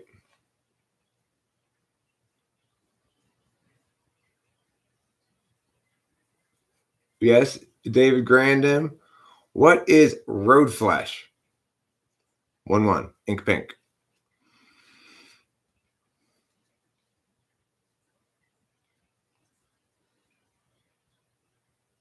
Humping thumping? But where's the tendency? What's this? It's a rabbit habit. A tendency for bunnies is a rabbit habit. Obviously. Road flesh? 1-1? Street meat? Come on. How about this? Yes, you got it, Van Moylan. How about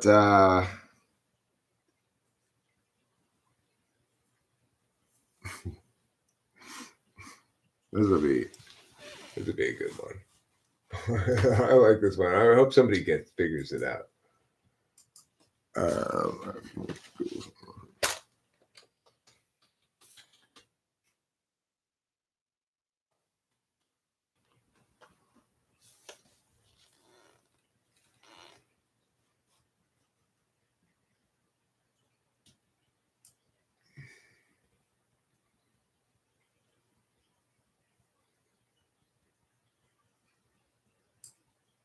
Okay.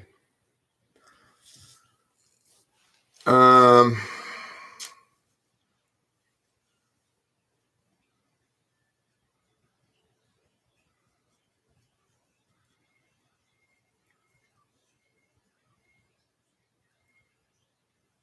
more damp religious retreat. This is a inky pinky. A more damp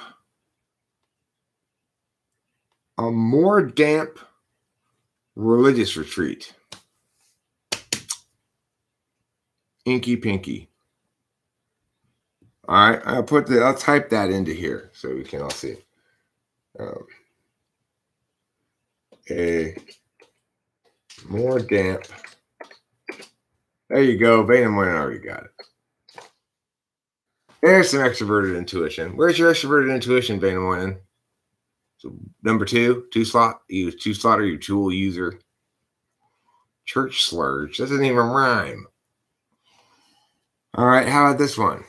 If you guys have make one up too, you could welcome to be the giver of the clues. I'll play too.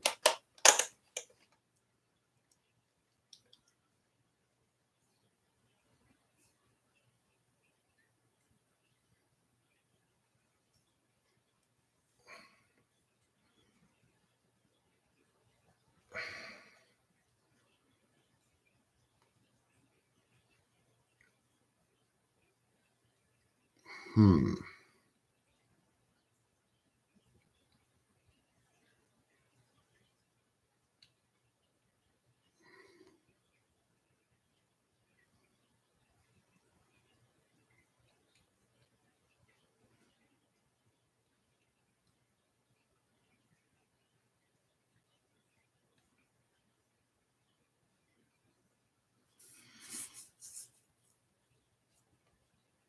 Hmm.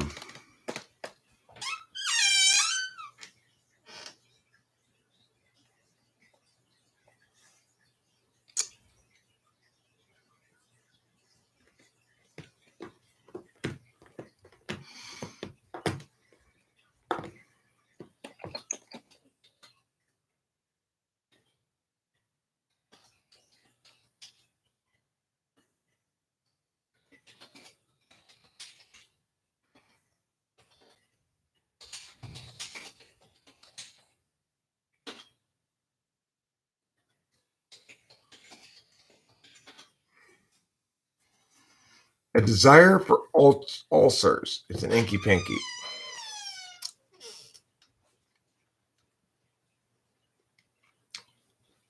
A desire for ulcers. This is a tough one, I must say.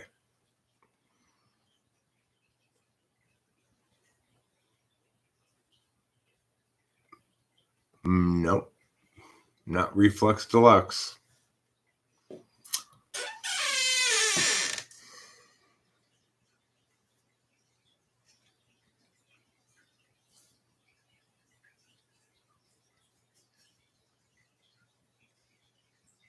Nope.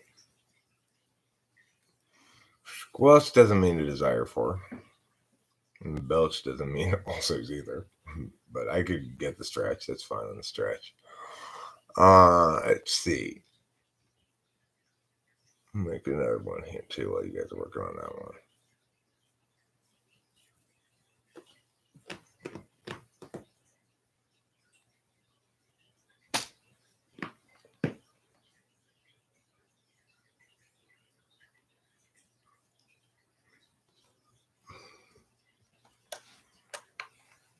Abscess weakness doesn't rhyme. My nails are painted green because that's what color Rachel painted them.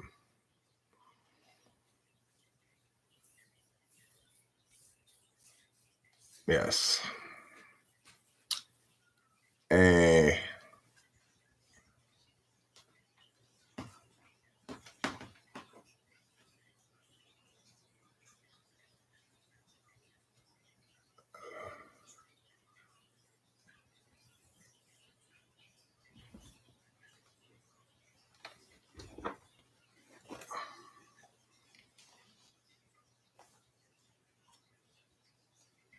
It's got to be a real rhyme. For example, abscess success would, I guess, is that a rhyme? Yeah, I guess that's a rhyme. That's a real rhyme. Abscess success is a real rhyme. Wanty acidity is not. Reflex deluxe is a rhyme. Belch squelch is a rhyme.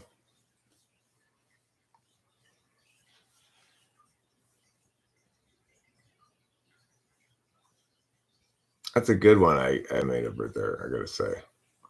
Sistwish. That's a good guess, but it's first of all, it's inky pinky, so it's meow meow meow meow. And second of all, that doesn't rhyme. but it does make sense.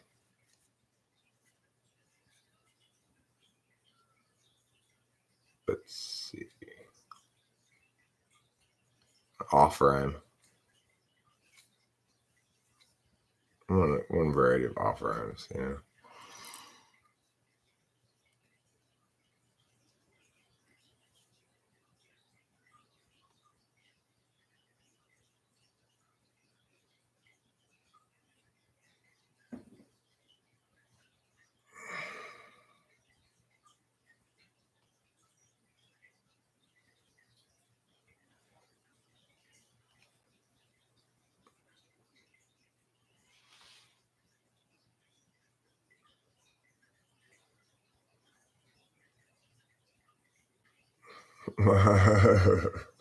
This is a hard one. I'm coming up with another one right now. I'm trying to think of another one. But it's hard, but you'll see it's incredibly fair and reasonable too. It's not nothing. There's no trick questioning this to it. It's just a hard one. It's the sort of thing that when you hear it, you'll be like, ah.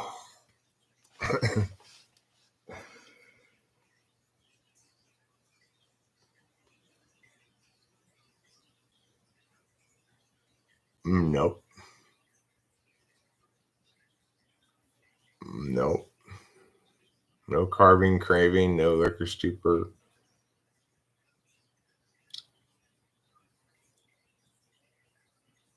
You want the answer? It is a hanker. Oh yeah, canker hanker.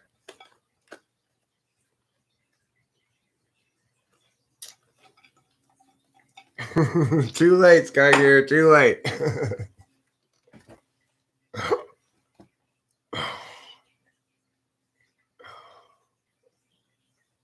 Okay, let's see. I'll come up with another one though.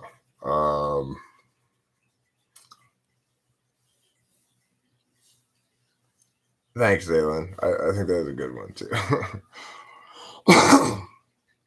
Okay, let's see.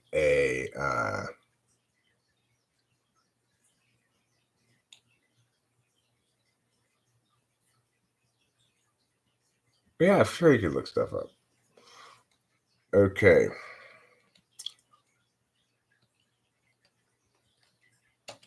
A metropolitan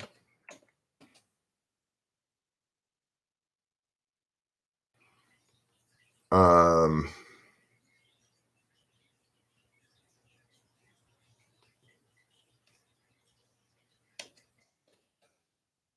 headwear.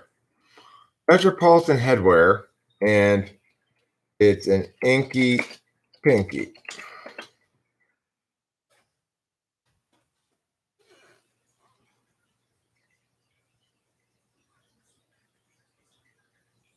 You didn't hear the question. The original question there for RW that we were talking about there was an inky pinky that said a desire for ulcers.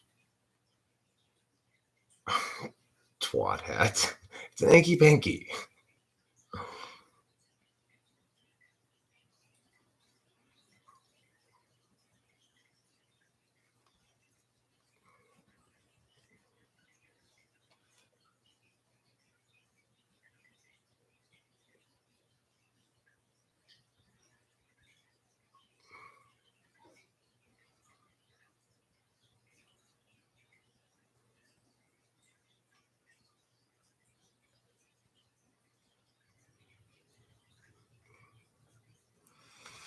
I'll think of another one. If any of you guys think, no, it's 2 syllables each.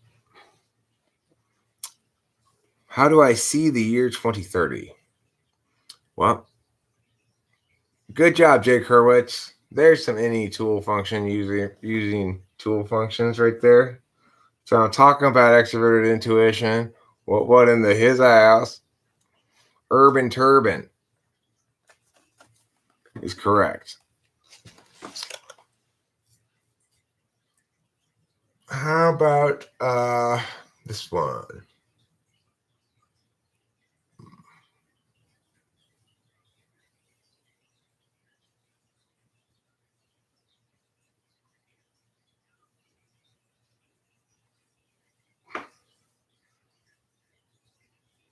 Okay, I gotta think of some more. Hold on. Uh,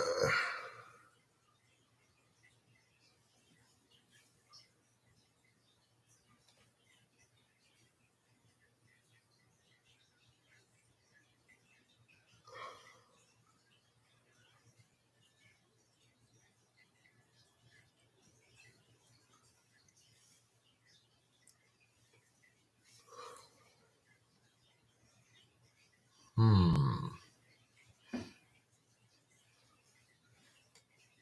Okay, let's see.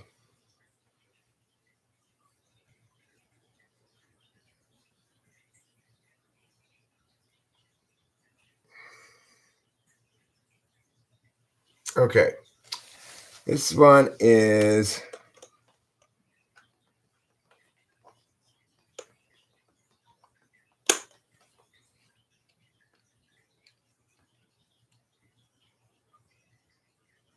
Let's see. Call it a.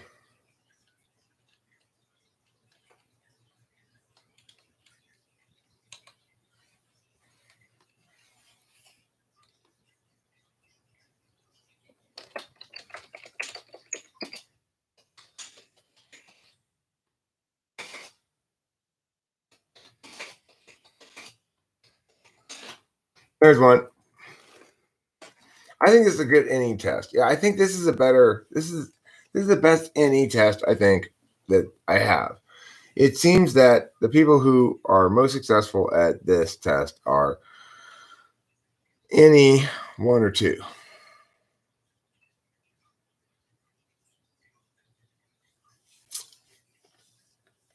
Expedition petulance.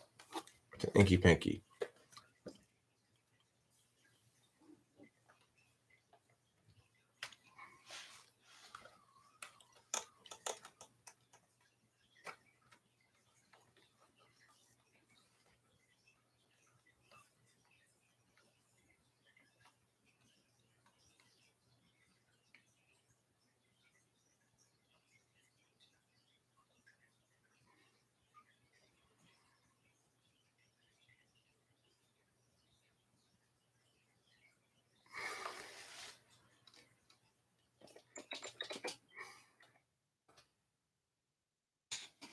Oh,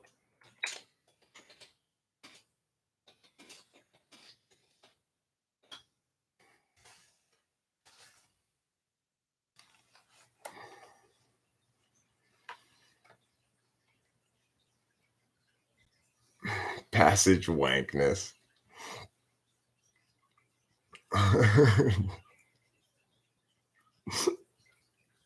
Passage wankness is a good guess. That would have been a good clue. I could have put that clue down, maybe. Yeah. See if I can calm down. Get ahead of ahead of this so that nope. Oh, I'm sorry. I didn't mean to put conflict petulance. My bad. Let me correct that last one. That meant to say conflict pestilence. My bad. Not petulance. Petulance for the first one, pestilence for the second one. Close, but I guess I'd have to take that one as an acceptable answer.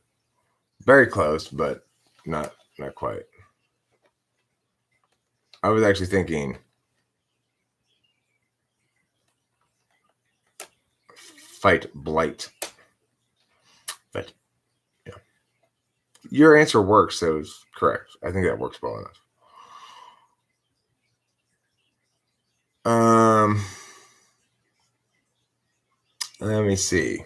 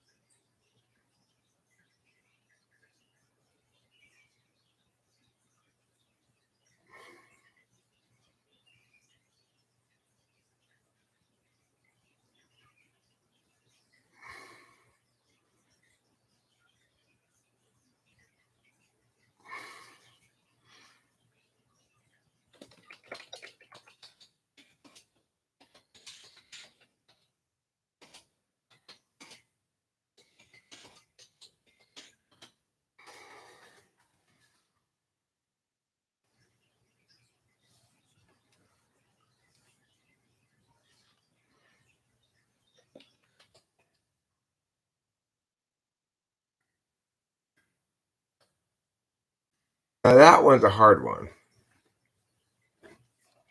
I want to put up at 8:32. Academy Christmas. Inky Pinky. See if anybody gets that one. Did anybody get the previous one about what was it? Expedition Petulance? Did anybody get Expedition Pestilence yet?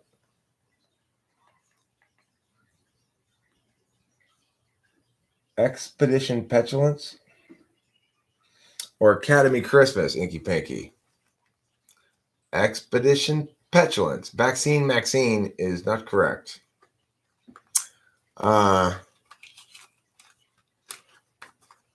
Move up from Manhattan and fill the place with friends. Fly to the coast and ride back again. I'm running. I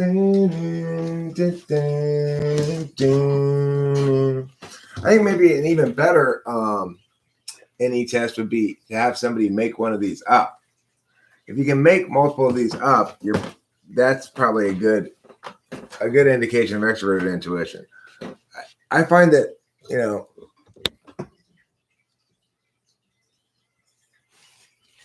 Smarty Party is a good answer, then in black, but not correct.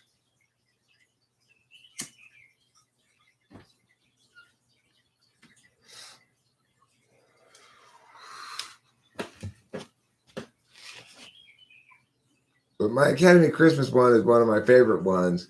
I think it goes up there along with a desire for ulcers. Question: Dog walker's chore. Oh, good. Okay.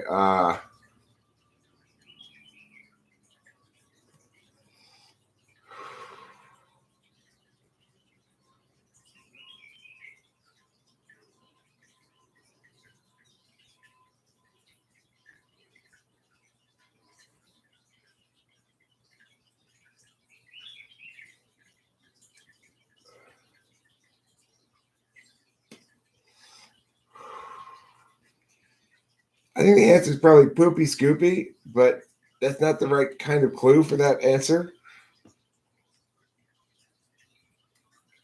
That's not the right kind of clue. That clue the answer shouldn't be Poopy Scoopy with that clue.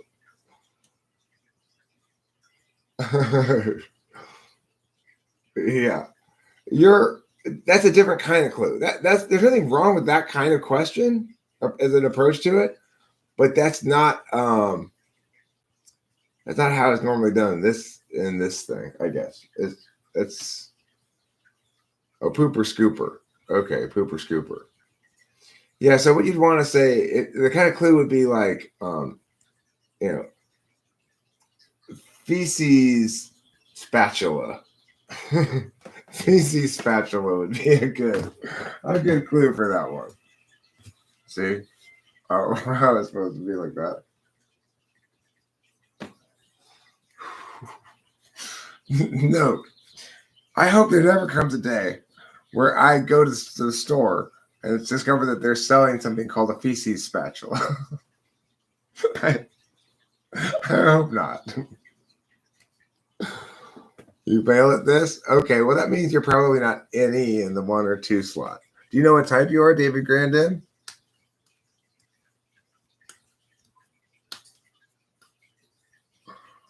I want to see if I want the INTPs here to come up with one. I want to see if they can come up with one. I mean, look, I'm not sure. First of all, I will agree. It's hard to come up with good ones. Dorky Porky? How does Porky a synonym for Christmas?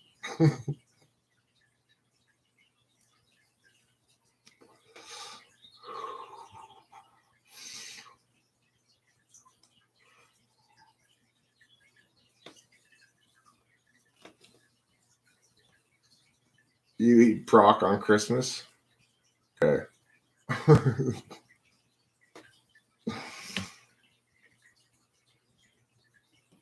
Schoolyard Navidad? Ooh, Jake Hurwitz, you're close. I mean, you're That's a good guess, but no.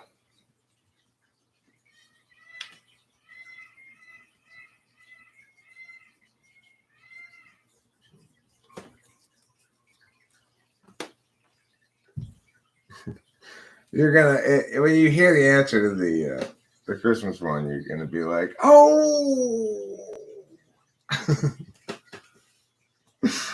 I like this game. I want somebody to give me one though." You know,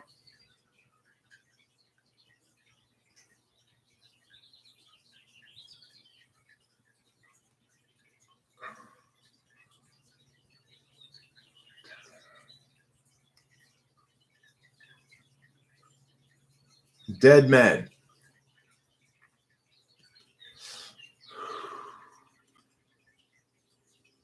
For a birthday, but late.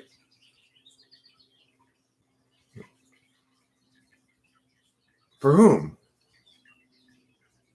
It's not dead med? Oh, it can't be. That would be okay. So what rhymes with drug that means dead?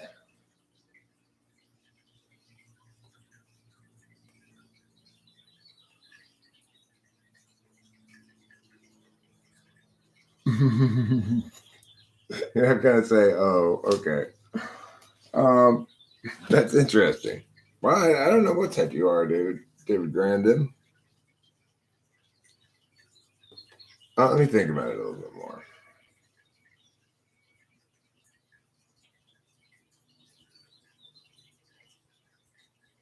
It's 1-1, huh?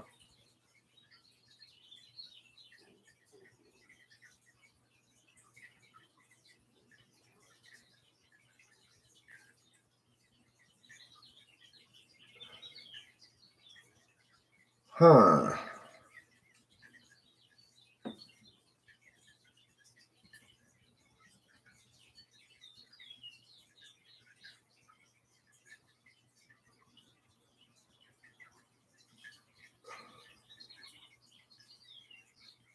I give up.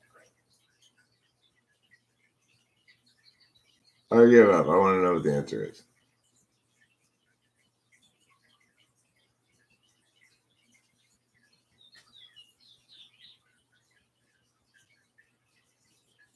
I give up.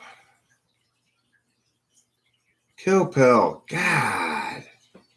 So dumb of me. Very good, Skager. That's an excellent one. It's good. Deceptive but fair clue. In a way, you know?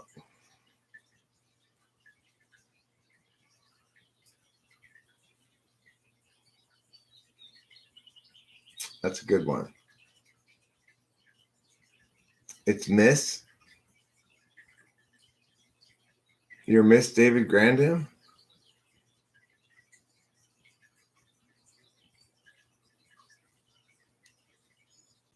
I don't understand. Do you want me to tell you the answer to the Christmas one? Or the other one that's still unanswered, which is expeditionary petulance. Expeditionary petulance or expedition petulance. Expedition petulance. And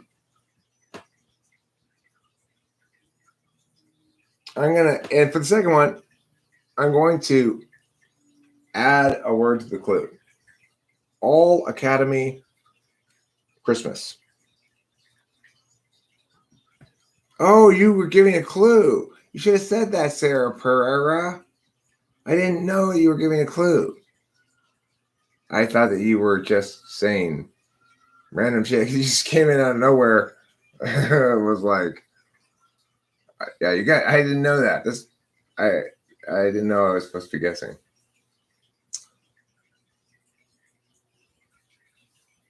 You're Miss David Grandin, or you're David Grandmiss?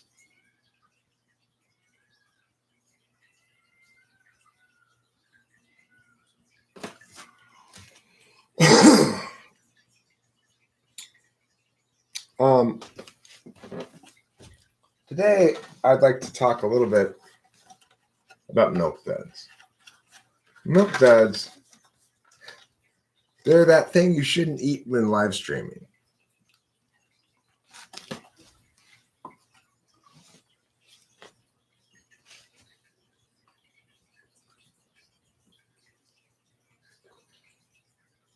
Hmm.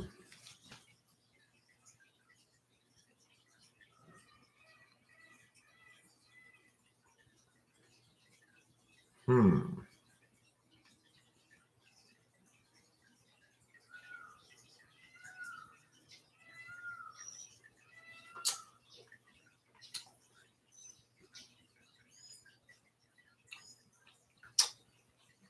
They take a long time to eat.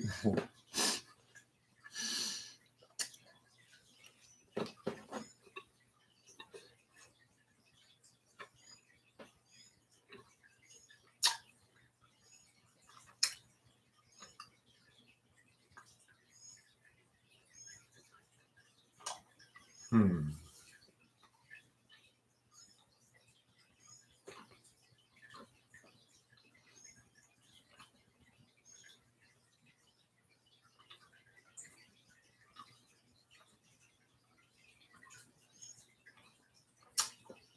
Hmm.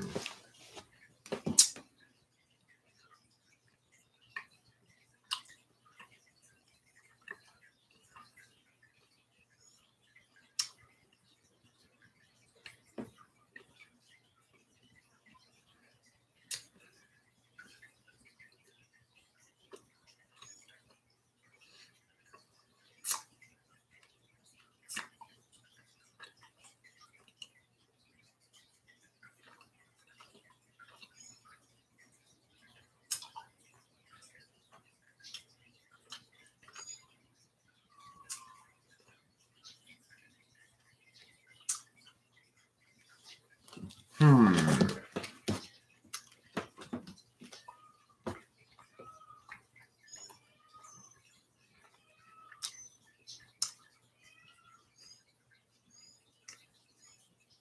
Hmm.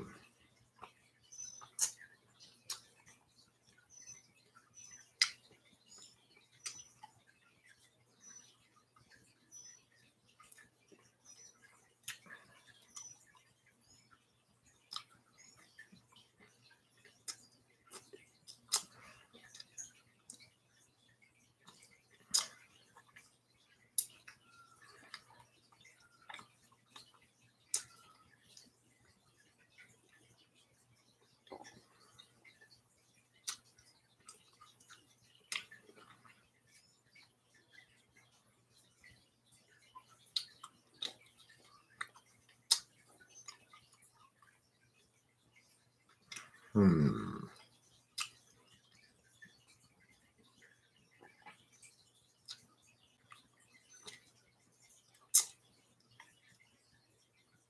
A cooker?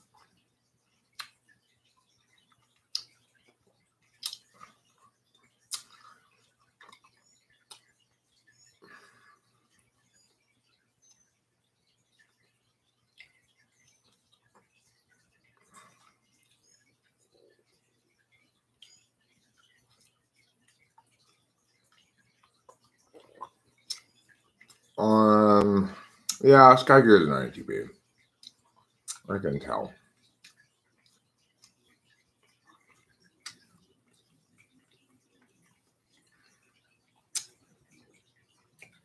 Hmm.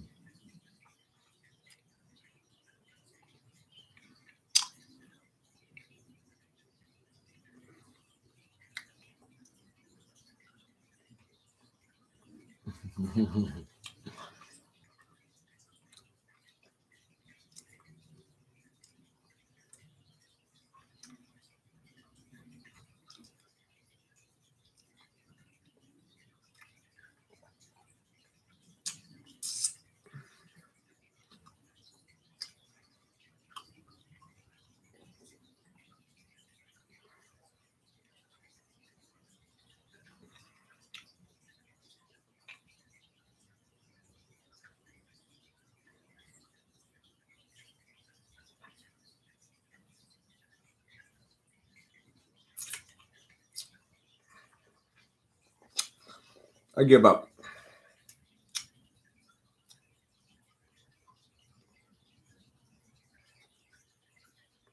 I finished my milk duds. That means I've thought long enough about it.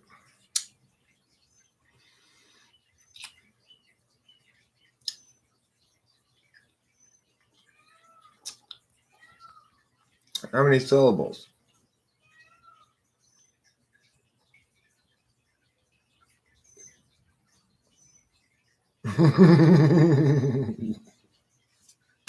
Then you're okay. You fucked up, Sky. Your vagina's 3 syllables. That's why I eliminated that from my choices. Go to Inky Pinky.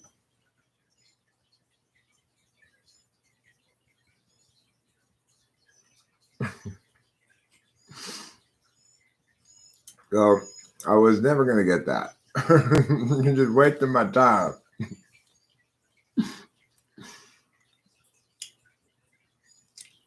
A matchmaking service for people in the world's oldest profession. They're gonna be, how many syllables is it? 2 and 2. Okay. So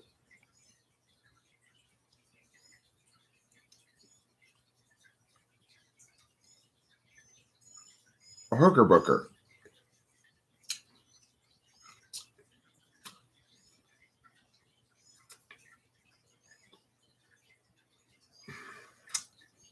David Grandam. The answer is no.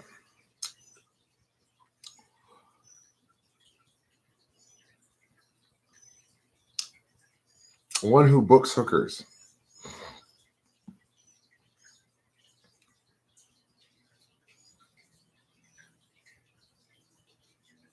Yeah, but who's your mother's lover's husband's son?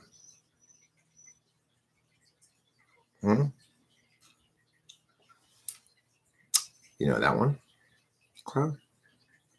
Do you know your mother's lover's brother's husband's son? Do you? These are the kind of questions we need to know the answers to in life. Who is my mother's lover's brother's husband's son? The Academy one was All Academy Christmas. And it's a 2-2. Happy Boat. How many syllables? 2 and 2. Okay.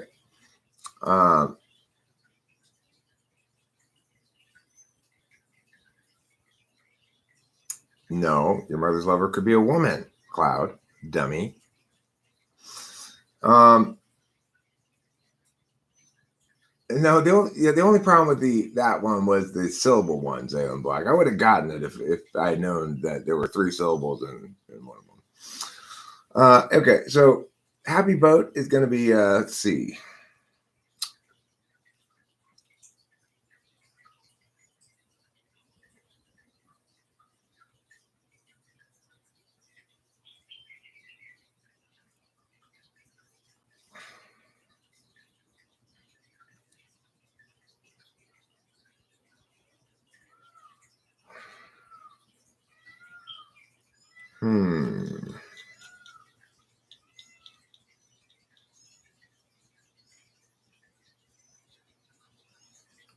I thought it was Hooker Booker too.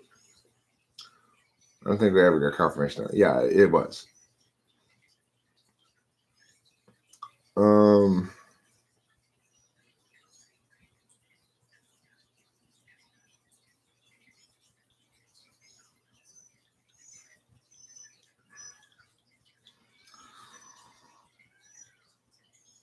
What am I thinking about right now? Oh, Happy Boat, right.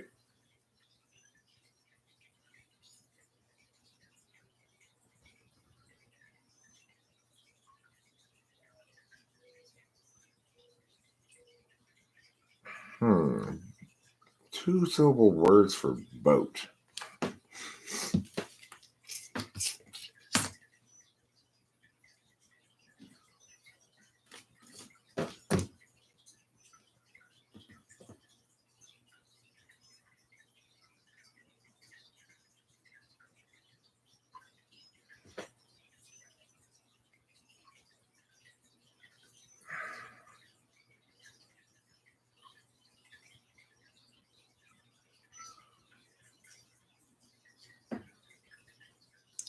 A chipper clipper.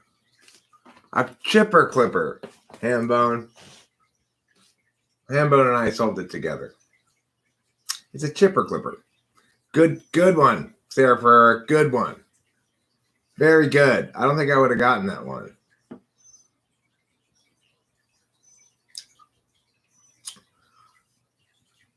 Oh, Mary Ferry? Either answer is correct. Either answer is correct. I like Chipper Clipper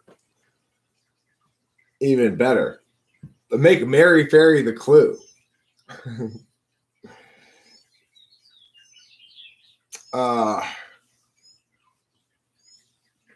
So, okay, the ones that are still out there to be solved that have not been solved by anybody yet are the two that I put up there, which are Expeditionary Petulance. It's a 2-2, Inky Pinky. And All Academy Yuletide. That's a 2-2, Inky Pinky. Yes, this question is just for David Grandam. Okay. It's going to be a very easy one for you so you can really feel like you're accomplished. Okay.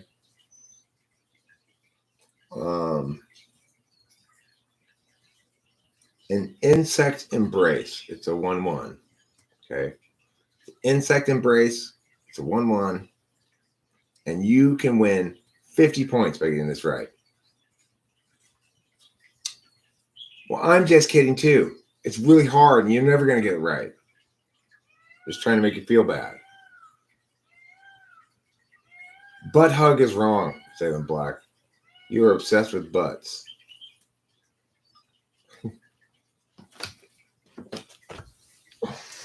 Correct. I'm waiting to see if Hambone or Sky Gear, the Eternal Noob, or somebody else can successfully get either of the two challenging ones that are on the table still. Challenging one number 1 says Expeditionary Petulance. Well, does that prevent you from thinking, Hambone? Is that what you're trying to tell me? You can't think while you drive?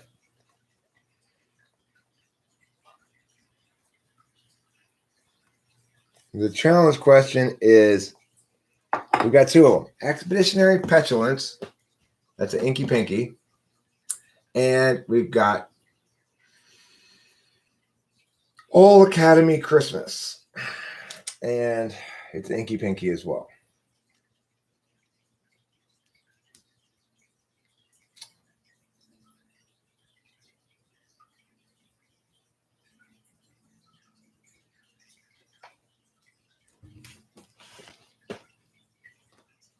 And if you just got here,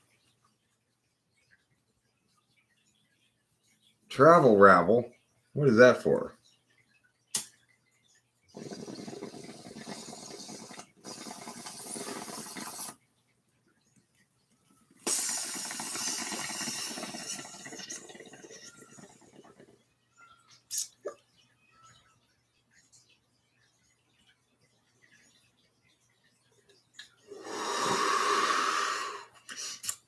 I guess I slipped up, huh? My bad, Zaylen Black and everybody. We're slipping up. Yes, that's correct. School-wide Yuletide is correct. Expedition Petulance. I keep saying expeditionary. It's Expedition Petulance.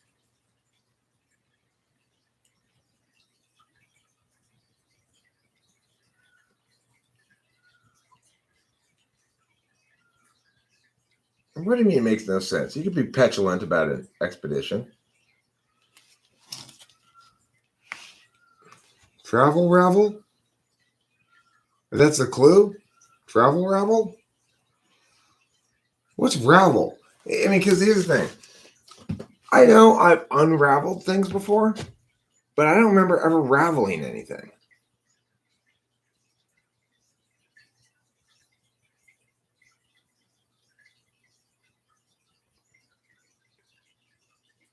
Yeah, travel ravel makes no sense.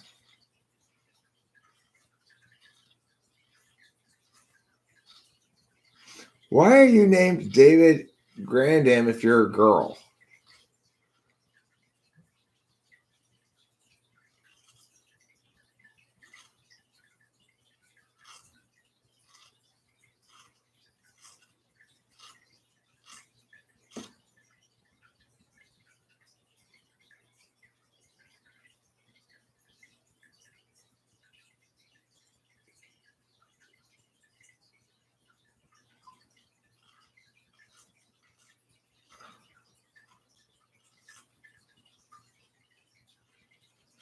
Yeah, exactly. Emailed Anthrax.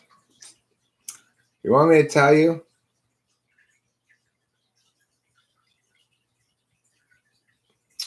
It's an outing pouting. It's an outing pouting.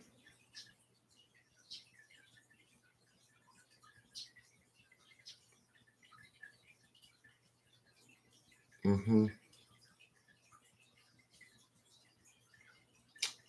Hambone was on the right course there with Childlike Day Hike.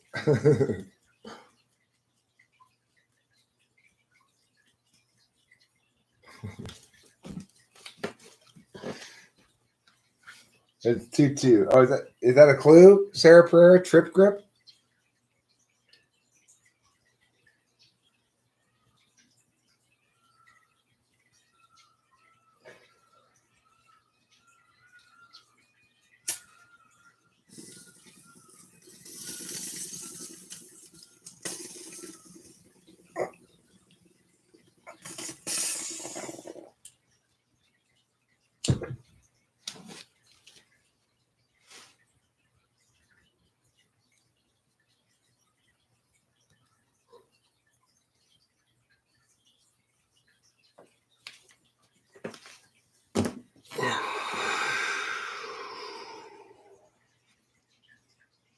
Who stops things correctly?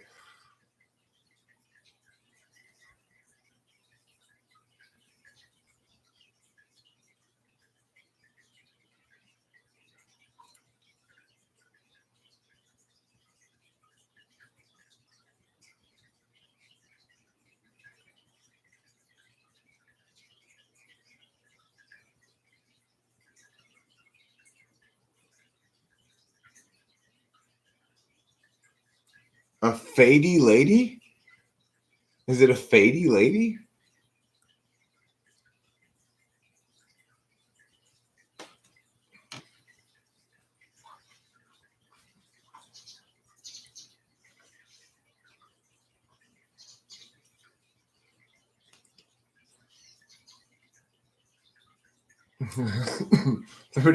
A lady who fades out all of her songs. She's stopping them all correctly, I guess.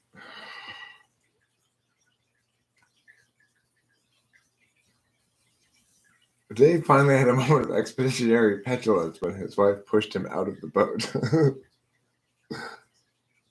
Hi, everyone. I'll see you later. That's a strange sentence. Good morning, my precious wonder pants. How are you doing this morning?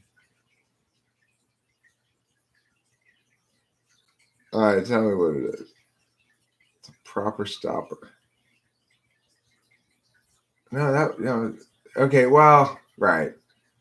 No, yeah, no. That's you couldn't clue it any better than that. That was just a good one. I don't think I would have gotten it. Maybe, but the highest tier space weapon.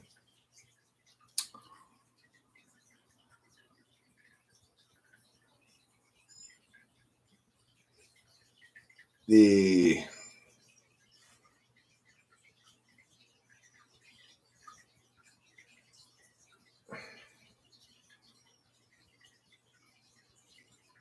hmm.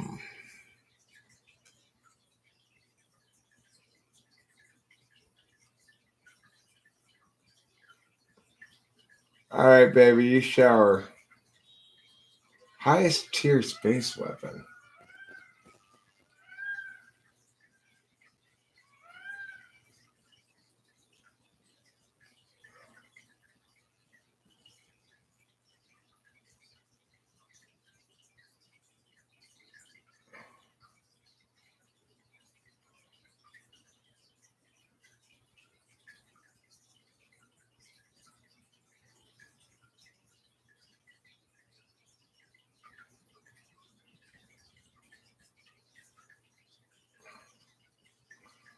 Hmm.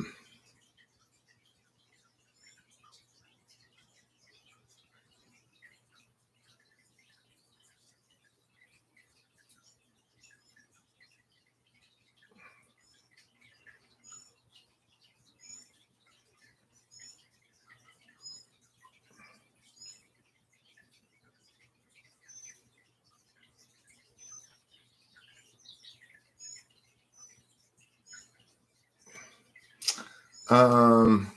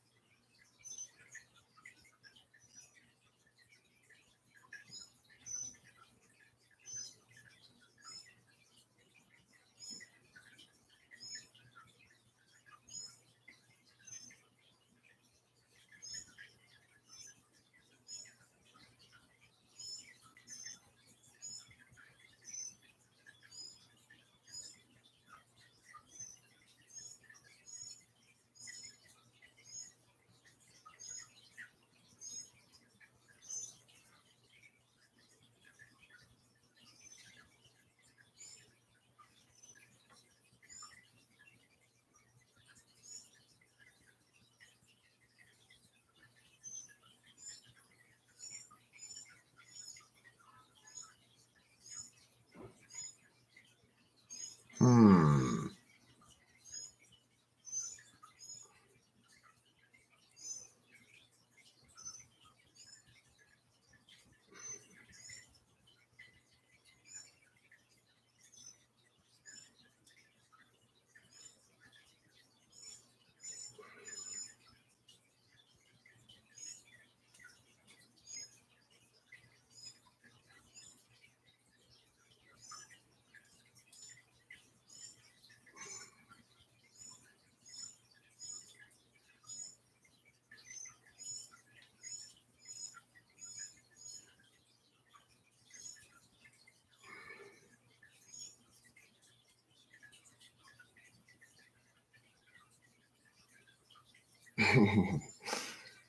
Huh.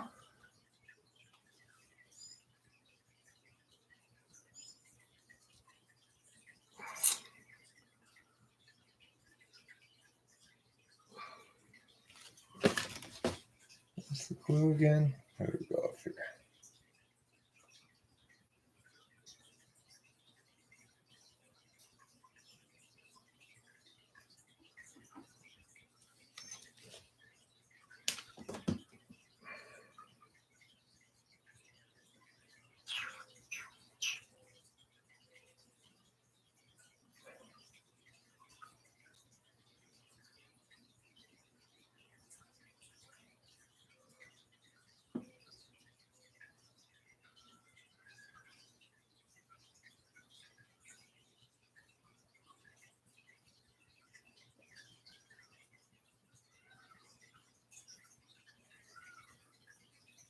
Hmm. Well, that's tough. Very tough. You got me sitting here just completely stumped at the moment.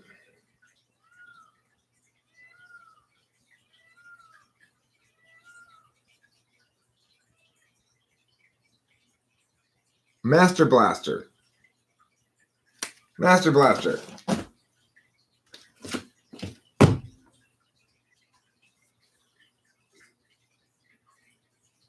Boom. Boom, motherfuckers. Boom. Who's the Master Blaster?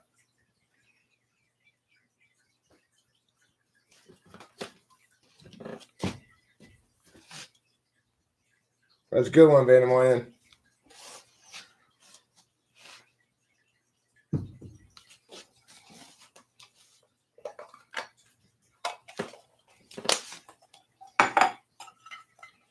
Well, it was worth all the thinking. Thanks, Daylan.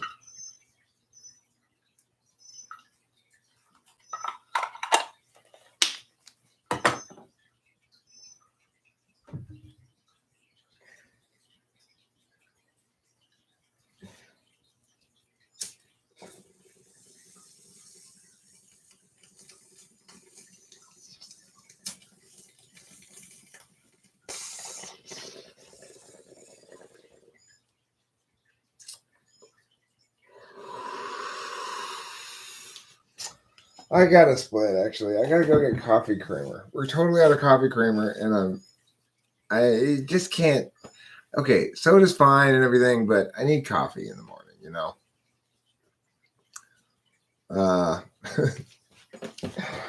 So thanks for being here, everybody, and bearing with the extended game of Inky Pinky.